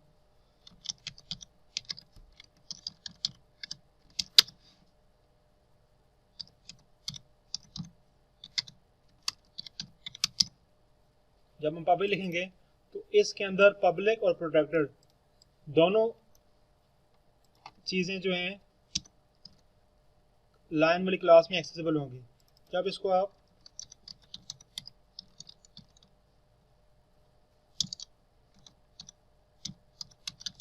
प्रोटेक्टर करेंगे तो इस क्लास की सिर्फ प्रोटेक्टर तक जो है वो चाइल्ड क्लास में एक्सेस होंगे। जब इसको आप प्राइवेट कर देंगे तो ये प्राइवेट इनहेरिटेंस है, इस क्लास की कोई भी चीज़ लाइन में एक्सेस नहीं हो सकती। तो ये अगर आपको भी क्लियर नहीं भी हो रहा तो हमारा नेक्स्ट टॉपिक ही यही है, तो उसको हम नेक्स्ट स्टडी करेंगे, आप इसमें कंफ्यूज ना हो। यहाँ पे जस्ट मेरा समझाना था प्रोटेक्टेड को कि वो चाइल्ड से पेरेंट्स चाइल्ड में आप उसको कैसे करते हैं जी। अब आ जाता है हमारे पास नेक्स्ट कंस्ट्रक्टर। हमारे पास टाइम थोड़ा सा रहता है, जस्ट हम 3 to 4 स्टडी और मज़ीद कर पाएंगे, 12:30 बजे तक जुम्मा भी है। सो कंस्ट्रक्टर को थोड़ा सा आपको अगर सर ने पढ़ाया तो बताएं मुझे कंस्ट्रक्टर से क्या मुराद है, कंस्ट्रक्टर क्या होता है, कोई बता सकता है आप में से?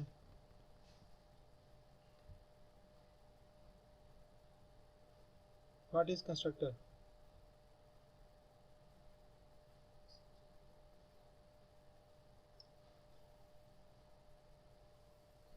कंस्ट्रक्टर बेसिकली जितनी भी आपने स्टूडेंट ने बताया वो सारे बिल्कुल ठीक है, 100% सही है, वही चीज़ होती है। थोड़ा इसको हम फिर रिपीट भी कर देता हूँ।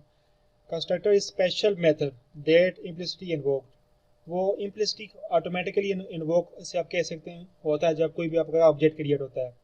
Use to create an object, ये एक ऑब्जेक्ट को क्रिएट करने के लिए जो होता है। An instance of class and initialize it, आपका कंस्ट्रक्टर जब आपका ऑब्जेक्ट क्रिएट होता है तो उसको इनिशियलाइज करता है, बेसिकली उसको क्रिएट करता है और उसको इनिशियलाइज करता है। Every time an object is created at least one constructor is called, जब भी एटलीस्ट वन कंस्ट्रक्टर आपका वन ऑब्जेक्ट क्रिएट होगा तो वन कंस्ट्रक्टर जरूर कॉल होगा, ठीक।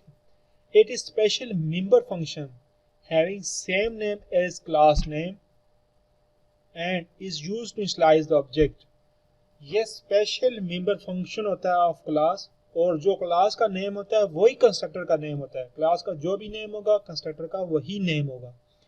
इट इज इन्वोक्ड और called at the time of object creation, जब भी हमारा ऑब्जेक्ट हम कोई ऑब्जेक्ट क्रिएट करेंगे प्रोग्रामिंग में, कोई भी प्रोग्रामिंग लैंग्वेज हो, उस टाइम एक ऑब्जेक्ट जरूर इन्वोक्ड और कॉल्ड होता है, वो ऑटोमेटिकली कॉल होता है।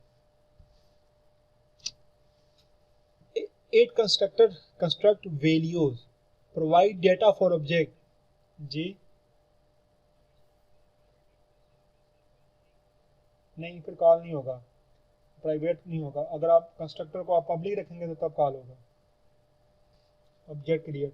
अगर आपने सुने कॉल फिर भी होगा, फिर आपका जो आपने जो प्राइवेट रखा ना वो नहीं होगा, कंपाइलर ऑटोमेटिकली प्रोग्रामिंग में क्रिएट करके कॉल करेगा। क्यों? जब तक कंस्ट्रक्टर कॉल नहीं होगा तब तक तो ऑब्जेक्ट क्रिएट हो ही नहीं सकता, ठीक है ना। अभी देखें, अभी प्रोग्रामिंग में हमने जितने भी ऑब्जेक्ट, फॉर एग्जांपल ये हमारे पास एक क्लास है एनिमल की, ठीक है। अब एनिमल के अंदर कोई कंस्ट्रक्टर है नहीं है, हमने एनिमल का एक ऑब्जेक्ट बनाया, ठीक, एनिमल का हमने ऑब्जेक्ट बना लिया, ऑब्जेक्ट तो बन गया लेकिन कंस्ट्रक्टर हमने नहीं लिखा हुआ। लेकिन जब आपने कंस्ट्रक्टर नहीं लिखा होता तो जो आपका कंपाइलर होता है C++ में, वो ऑटोमेटिकली कंस्ट्रक्टर बना के ऑब्जेक्ट को क्रिएट करता है, क्योंकि जब तक आपका कंस्ट्रक्टर कॉल नहीं होगा तब तक ऑब्जेक्ट ही क्रिएट नहीं होता। तो ऑब्जेक्ट जब आपका क्रिएट होता है तो कंपाइलर देखता है कि आइदर के कंस्ट्रक्टर क्लास के अंदर यूजर ने एक्सप्लिसिटली लिखा हुआ है या नहीं लिखा हुआ। अगर नहीं लिखा हुआ तो कंस्ट्रक्टर ऑटोमेटिकली खुद एक कंपाइलर ऑटोमेटिकली खुद एक कंस्ट्रक्टर बनाता है और वो फिर उसको कॉल करता है। तो ये चीज़ आपको अंडरस्टैंड करना। अभी तक हमने कंस्ट्रक्टर को ऑब्जेक्ट क्रिएट करते हुए कॉल नहीं किया, इसमें जो हमारा C++ का कंपाइलर था वो ऑटोमेटिकली कंस्ट्रक्टर क्रिएट करता है, खुद इम्प्लिसिटली खुद कंस्ट्रक्टर वो क्रिएट करता है। सो अगर आपने यहाँ पे कोई कंस्ट्रक्टर बनाया है, ठीक है, और उसको आपने प्राइवेट कर दिया तो वो प्राइवेट वाला तो कॉल नहीं होगा, कंपाइलर अपना कंस्ट्रक्टर जो है वो क्रिएट करके उसके थ्रू ऑब्जेक्ट को इनिशियलाइज कर देगा।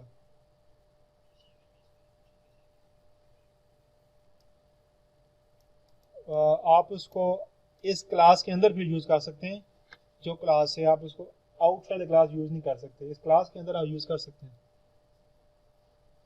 क्लास के अंदर आप इसको कोई ऑब्जेक्ट क्रिएट करेंगे ना, एनिमल के अंदर, एनिमल क्लास के अंदर अगर आप ऑब्जेक्ट क्रिएट करते हैं तो तब आप इसका कंस्ट्रक्टर कॉल कर सकते हैं, ठीक है। जी बन सकता है, क्यों नहीं बन सकता, आप बना सकते हैं। एनिमल क्लास के अंदर ऑब्जेक्ट के थ्रू आप देखें, मैं सपोज एनिमल का एक ऑब्जेक्ट बनाता हूँ,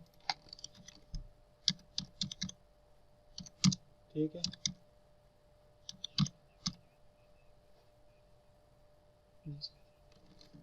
क्या चीज़,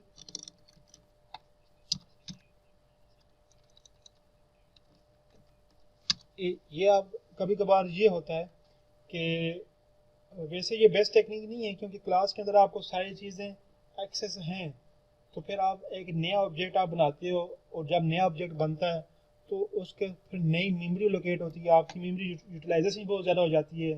फिर अगर जब आपके पास बहुत बड़ा प्रोग्राम है तो उसमें वो स्लो डाउन हो जाएगी, आपकी प्रोसेसिंग सिस्टम की, सॉफ्टवेयर की स्लो हो जाएगी। तो ज़रूरी नहीं है, ये बेस्ट प्रैक्टिस नहीं है कि क्लास के अंदर सेम क्लास का आप ऑब्जेक्ट बनाओ, ठीक है ना। लेकिन हम बना सकते हैं, लेकिन ये बेस्ट टेक्निक नहीं है, इसको रिकमेंडेड भी नहीं है। हम क्लास के अंदर किसी दूसरी क्लास का ऑब्जेक्ट बनाते हैं, ठीक है, और उसके थ्रू हम इसे करते हैं। क्लास के अंदर ऑब्जेक्ट बनाने से बेहतर है आप इसको दिस का कीवर्ड यूज़ करें, ठीक है ना। ये बेसिकली इस ऑब्जेक्ट के थ्रू उसको पॉइंट ही करता है। जब आप this with arrow operator use करेंगे तो इसका क्या मतलब है कि आप इस क्लास का एक ऑब्जेक्ट यूज़ कर रहे हैं, इस क्लास का अपना एक यूज़ कर रहे हैं। तो दिस बेसिकली स्पेसिफाई कर देता है कि जो आपकी ये क्लास है इसका ये वेरिएबल, इसका ये नेम। आप this dot get method use करेंगे, इसका मतलब होगा कि ये इस जो क्लास है, इस क्लास का जो है ये मेथड है गेट नेम, वो कॉल करो, ठीक है ना। तो वैसे आप क्रिएट कर सकते हैं।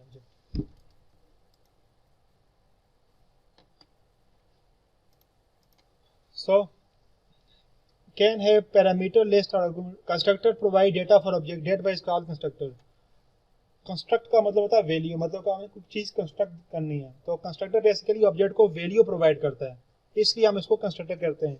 कैन हैव पैरामीटर, इसकी पैरामीटर हो सकती है ऑफ लिस्ट और लिस्ट ऑफ आर्गुमेंट। पैरामीटर वो होते हैं जो आप मेथड इनपुट पैरामीटर लेता है। Can never return any value, not even wide. जो कंस्ट्रक्टर आपका होगा ना उसकी कोई रिटर्न टाइप होती है, नहीं आप इवन वाइड लिख सकते हैं। वाइड भी लिखेंगे आपको एरर आएगा। कंस्ट्रक्टर एक ऐसी चीज़ है कि उसकी ना रिटर्न टाइप होती है, ना उसका वाइड भी नहीं लिख सकते आप, और उसका नेम क्लास का नेम होता है, ठीक है, और दूसरा उसकी पैरामीटर भी हो सकते हैं। सो नामली डिक्लेयर एज पब्लिक, आप कंस्ट्रक्टर को नामली पब्लिक डिक्लेयर करते हैं, ये चीज़ माइंड में रखनी है। लेकिन आप इसे प्राइवेट या प्रोटेक्टेड भी कर सकते हैं, लेकिन नामली ये आपका पब्लिक ही होता है। At the time of calling constructor memory of object is allocated in memory, जब भी ऑब्जेक्ट क्या होगा, कंस्ट्रक्टर कॉल होगा। कंस्ट्रक्टर तक कब कॉल होता है, जब आपका ऑब्जेक्ट क्रिएट होता है। जब आपका ऑब्जेक्ट क्रिएट होगा तो आपका कंस्ट्रक्टर कॉल होगा। जब आपका कंस्ट्रक्टर कॉल होगा तो मेमोरी में स्पेस एलोकेट होगी। स्पेस जब एलोकेट होती है तो आपके पास ये वाला कंसेप्ट होता है, ऑब्जेक्ट 1 के लिए सेपरेट स्पेस बनती है मेमोरी में, सेपरेट स्लॉट उसको लोकेट होती हैं।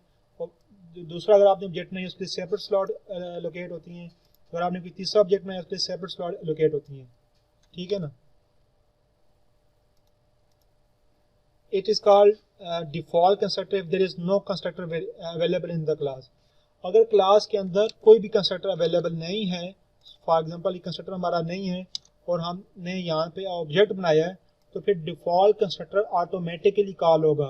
वो कैसे कॉल होगा, कंपाइलर खुद एक कंस्ट्रक्टर क्रिएट करेगा इस क्लास के लिए with no parameter and no body coding, और वो उसके थ्रू इस ऑब्जेक्ट को बनाएगा। ठीक है। Note it is called constructor because it construct value at the time of object creation. इसको हम कंस्ट्रक्टर इसलिए करते हैं कि ऑब्जेक्ट क्रिएशन के टाइम पे ये वैल्यू कंस्ट्रक्ट करता है। There are two type of constructor in C++, default constructor, no argument constructor और पैरामीटराइज्ड कंस्ट्रक्टर। ऐसा कंस्ट्रक्टर जिसके जो डिफॉल्ट है या जिसका कोई पैरामीटर नहीं है, और दूसरा जिसके अंदर पैरामीटर है। हम देखते हैं डिफॉल्ट कंस्ट्रक्टर क्या होता है। The constructor is called default constructor when it does not have any parameter, जब उसकी कोई पैरामीटर नहीं होता। It is also called non-parameterized constructor. The constructor which has no argument is known as default constructor. It is invoked at the time of object creation. ये object की creation के time पे invoked होता है।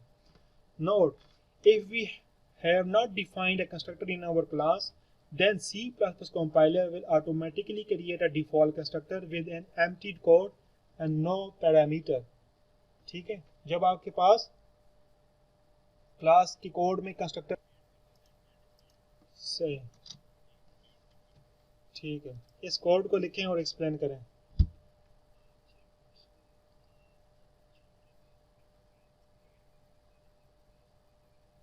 क्योंकि constructor जब तक create नहीं होगा तब तक ऑब्जेक्ट नहीं बनेगा। ऑब्जेक्ट जब भी बनता है तो एक कंस्ट्रक्टर कॉल होता है। कंस्ट्रक्टर जब कॉल होता है तो मेमोरी में उसको स्पेस एलोकेट होती है, तो उसके लिए कंस्ट्रक्टर को होना बहुत ज़रूरी है ऑब्जेक्ट की क्रिएशन के लिए। तो जब आपके प्रोग्रामिंग में अगर आप कंस्ट्रक्टर नहीं है तो आप ऐसे समझ लें कि जैसे एक फ़िश है वो पानी के बगैर ज़िंदा नहीं रह सकती, ऐसे ही जब एक कंस्ट्रक्टर नहीं है तो आप ऑब्जेक्ट क्रिएट नहीं कर सकते। बिल्कुल ये टाइड है आपस में। जब कंस्ट्रक्टर जब भी कॉल होता है ना तो उसकी मेन पर्पस ये है कि मेमोरी में स्पेस एलोकेट होती है, और स्पेस जब एलोकेट होती है मतलब एक ऑब्जेक्ट बनता है। स्पेस कैसे एलोकेट होती है, उस क्लास के अंदर जितने भी वेरिएबल्स होते हैं उनको एक स्लॉट मिलती है और वो असाइन हो जाते हैं उस ऑब्जेक्ट के पास। ऑब्जेक्ट के पास उनका रेफरेंस होता है। ऑब्जेक्ट डॉट करके हम उन वेरिएबल को एक्सेस करते हैं, उनको यूटिलाइज कर सकते हैं कहीं पे। जी जैसे हम पॉइंटर में करते थे, वही रेफरेंस पॉइंटर आप समझ लें, वही रेफरेंस होते हैं। जब आप ऑब्जेक्ट बनाते हैं तो आपके पास एक उनको स्लॉट मिल जाती है। वो जो आपका OBJ होता है, जैसा आप समझिए एक पॉइंटर है, ये रेफरेंस वेरिएबल है। ये जो आपका OBJ1 है ये आप एक पॉइंटर समझ लें आप, या रेफरेंस समझ लें आप इसे। वो बेसिकली उसको एक फुल एक स्लॉट मिल जाती है, फुल एक कॉपी मिल जाती है उन वेरिएबल्स की, उनको डायरेक्टली एक्सेस कर सकता है। ओके जी।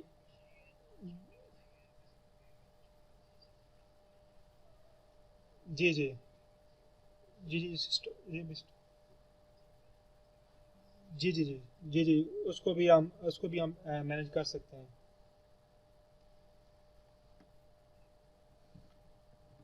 ये कोड लिखें, टाइम थोड़ा शॉर्ट है।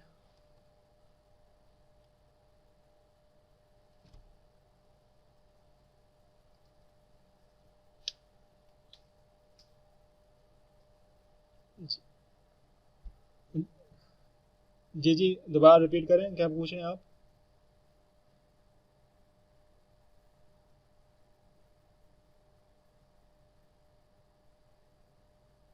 इन्होंने ये पूछा है कि पॉइंटर की तरह हम ऑब्जेक्ट को भी ट्रैक कर सकते हैं, ये मेमोरी में स्टोर होते हैं। तो मैंने कहा हाँ, ये भी मेमोरी में स्टोर होते हैं, हम इनको भी ट्रैक कर सकते हैं, ये मेमोरी में स्पेस लोकेट नहीं भी होता है।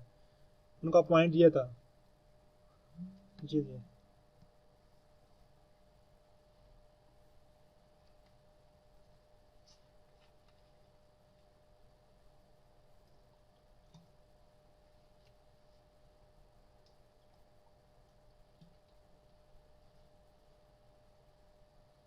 जी, जिनका हो गया वो डन लिखें चैट बॉक्स में।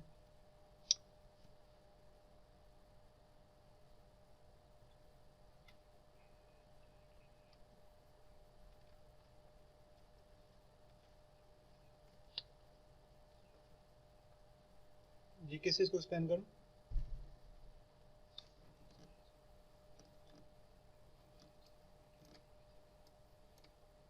बिल्कुल, यही तो चीज़ इसमें समझाने वाली है। हमने क्या बोला है, जब भी ऑब्जेक्ट क्रिएट होगा कंस्ट्रक्टर ऑटोमेटिकली कॉल होगा, डिफॉल्ट कंस्ट्रक्टर ऑटोमेटिकली कॉल होगा। और डिफॉल्ट कंस्ट्रक्टर क्या होता है? ऐसा कंस्ट्रक्टर जिसके कोई पैरामीटर ना हो और वो पब्लिक हो। ठीक है, अगर इसमें पब्लिक नहीं, अभी जो हमारा कंस्ट्रक्टर अभी खुद हमने एक्सप्लिसिटली खुद हमने इसको इम्प्लीमेंट किया है, तो कंपाइलर इसको क्या करेगा, कॉल करेगा। इसको अगर हम इम्प्लीमेंट नहीं करते तो कंपाइलर अपनी तरफ से कंस्ट्रक्टर बनाता है और ऑब्जेक्ट को क्रिएट कर देता है। तो अभी आप ये समझ लें कि जो अप्लाई का कंस्ट्रक्टर है ये हमने अपनी क्लास के अंदर लिखा है, और जब भी हम क्लास का ऑब्जेक्ट बनाएंगे कहीं पे भी, तो ये कंस्ट्रक्टर ऑटोमेटिकली कॉल होगा। ये कंस्ट्रक्टर अगर कॉल नहीं होता ना, इसमें ऑब्जेक्ट क्रिएट ही नहीं हो सकता। ऑब्जेक्ट क्रिएट नहीं होगा तो इम्प्लाइड स्पेस EI एरर देना चाहिए इसे। क्यों?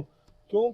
ये बेसिकली पॉइंट करता है उस क्लास के जितने भी मेंबर्स होते हैं उनको, तो उसके लिए इसको मेमोरी एलोकेट नहीं हुई, तो उसके लिए कंस्ट्रक्टर का कॉल होना बहुत ज़रूरी है। तो ये चीज़ डेवलपर्स ने ऑटोमेटिकली कर दी है कि जब भी ऑब्जेक्ट हो तो कंस्ट्रक्टर ऑटोमेटिकली कॉल हो। तो जब कंस्ट्रक्टर ऑटोमेटिकली कॉल होता है तो उसको कॉल करने की ज़रूरत आपको पेश नहीं आती। लेकिन आप इम्प्लिसिटली इसको हम कॉल भी कर सकते हैं, हम नेक्स्ट 2-3 एग्जांपल में वो भी देखेंगे। लेकिन यहाँ पे जस्ट ये समझाने की कोशिश की है आपको कि जब भी हम ऑब्जेक्ट बनाएंगे किसी भी क्लास का, उसका डिफॉल्ट कंस्ट्रक्टर से हमारा कंस्ट्रक्टर विद नो पैरामीटर, वो ऑटोमेटिकली कॉल होगा विदाउट आप उसको कॉल किए बगैर।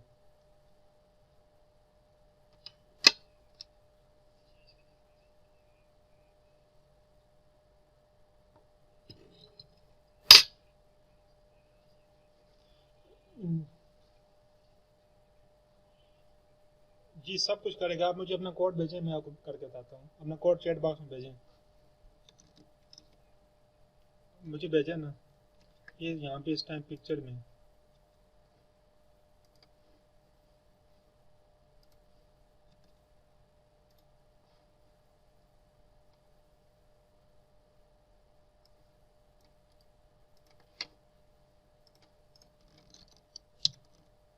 ठीक है, अभी फॉर एग्जांपल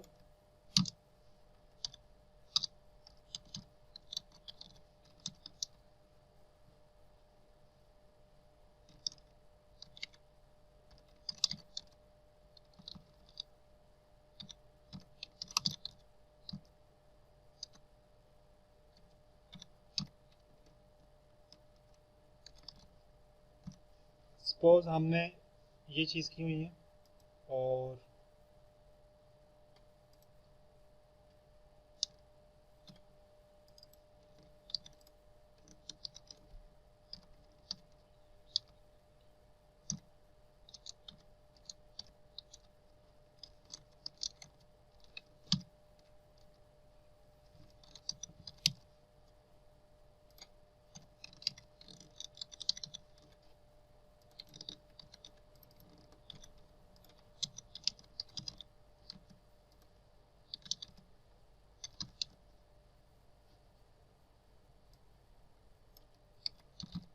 ठीक है, आप क्या होगा, जब भी कोई ऑब्जेक्ट क्रिएट होगा तो ये वैल्यूज उस ऑब्जेक्ट के अंदर जो वेरिएबल्स आएंगे उनको असाइन हो जाएगी।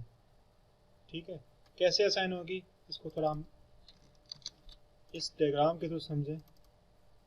तो ये सपोज E1 है और ये आपके पास E2 है, इनको हम थोड़ा डिलीट कर देते हैं। ठीक है, ये आपका सपोज नेम है,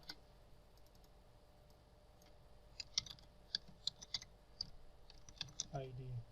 ठीक है,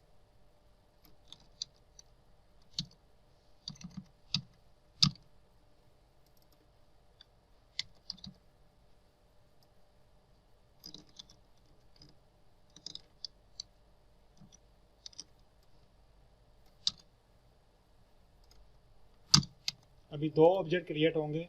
हर ऑब्जेक्ट के लिए ये चीज़ें ऑटोमेटिकली क्या हो जाएंगी, उनके वेरिएबल को डेटा असाइन हो जाएगा जब भी ये कंस्ट्रक्टर कॉल होगा। ठीक है ना, इस चीज़ को आपने समझना।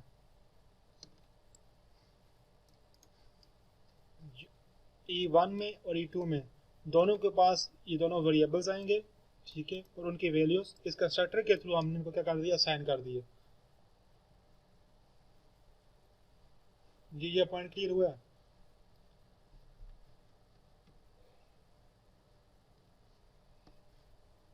जी किस किस ने कर लिया ये डन, किसने नहीं लिखा?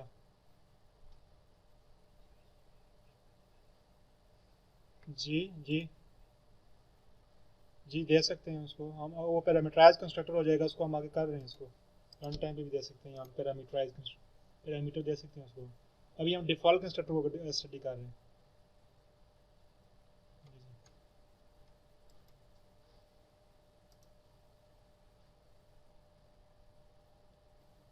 जी किसने नहीं किया ये कोड, किसको समझ नहीं आई?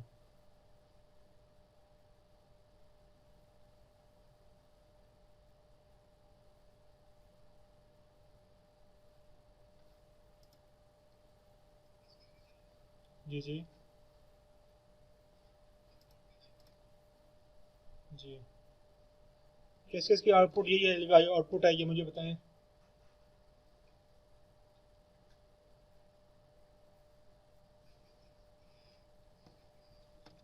जी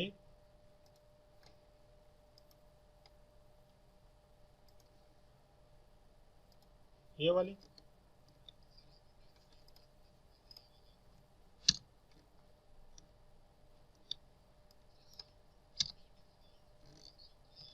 आउटपुट यही है कि जस्ट मैंने ये दो चीज़ें एक्सप्लेन की हैं यहाँ पे, कि आप इसके अंदर वैल्यू भी असाइन कर सकते हैं अपने वेरिएबल्स को। ये बेसिक कंस्ट्रक्टर बेसिकली वैल्यू ही असाइन करने के लिए यूज होता है, जो हम नेक्स्ट एग्जांपल में देखेंगे।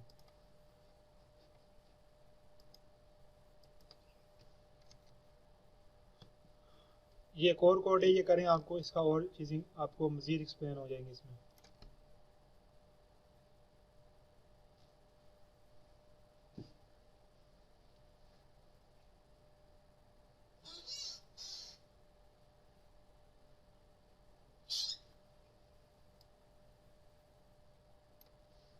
थोड़ा जल्दी जल्दी करें, टाइम थोड़ा रहता है, टर्न्स भी लेनी है अभी। जी क्या पूछ रहे हैं आप?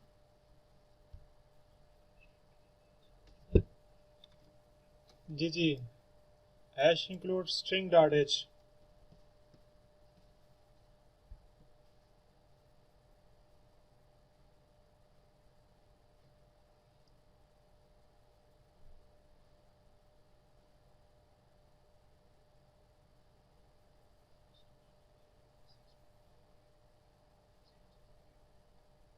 जी स्ट्रिंग डॉट हैश आप इंक्लूड करेंगे तो आपका ठीक हो जाएगा।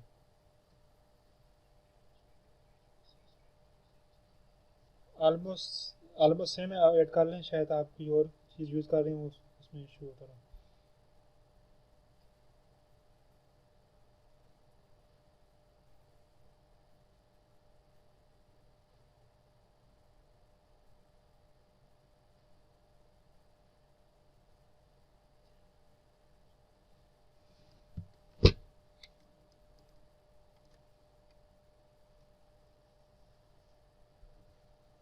जी कौन इस कोड को एक्सप्लेन करेगा?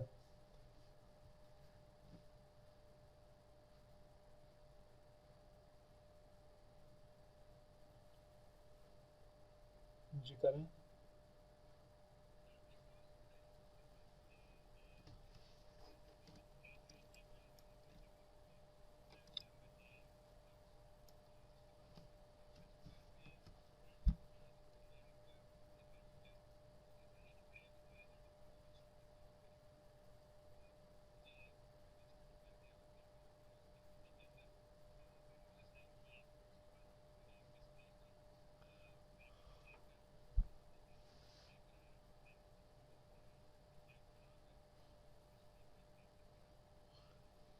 ये लाइन नंबर 13 जो स्क्रीन में नजर आ रही है, इसमें क्या हुआ है?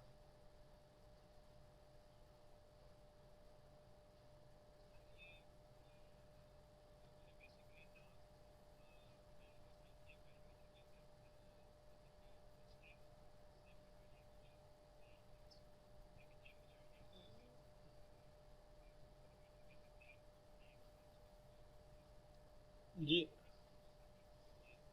जी ये स्ट्रिंग कॉपी str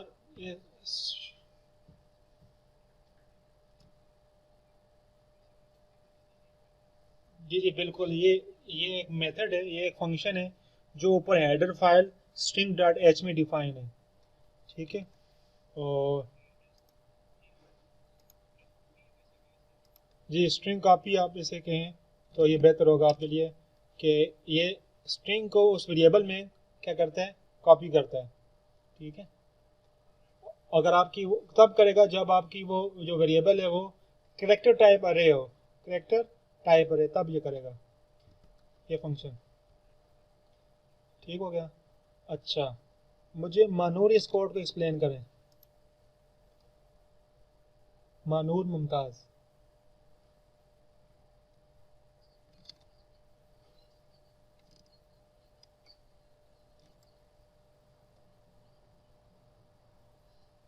ये सेम ही आपने ये कोड लिखा है, राइट किया ये कोड, इसमें आपको क्या चीज़ जी बताएं।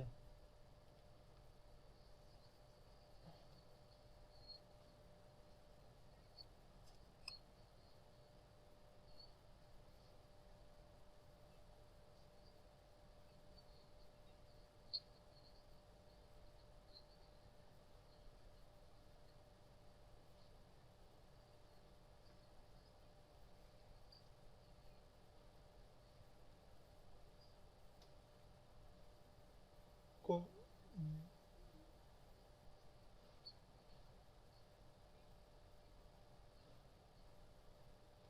सही, वलीद अकराम,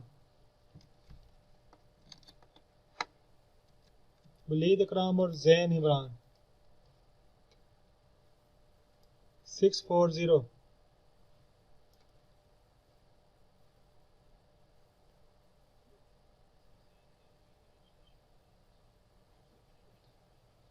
दाऊद सर, सरफराज एंड शहरियार।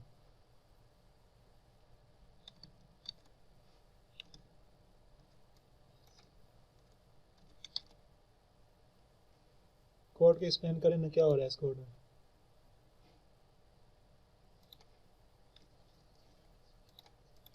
जी सब कोड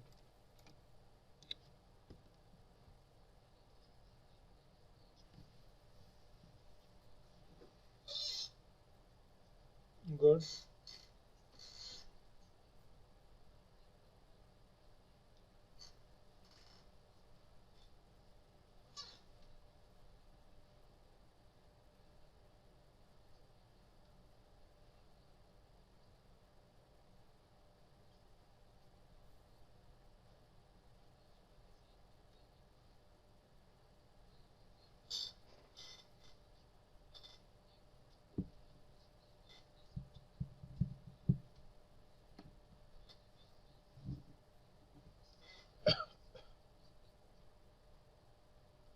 सही, गुड।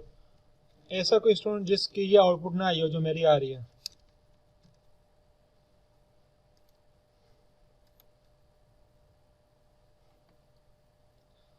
और ऐसा कोई स्टूडेंट जिससे मैंने अभी तक कोई क्वेश्चन ना पूछा हो।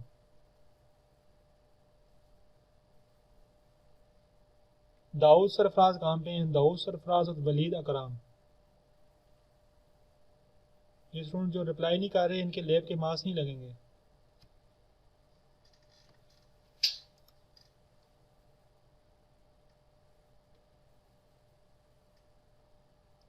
वलीद अकराम, दाऊद सरफराज, इन दोनों को मैंने नोट कर लिया।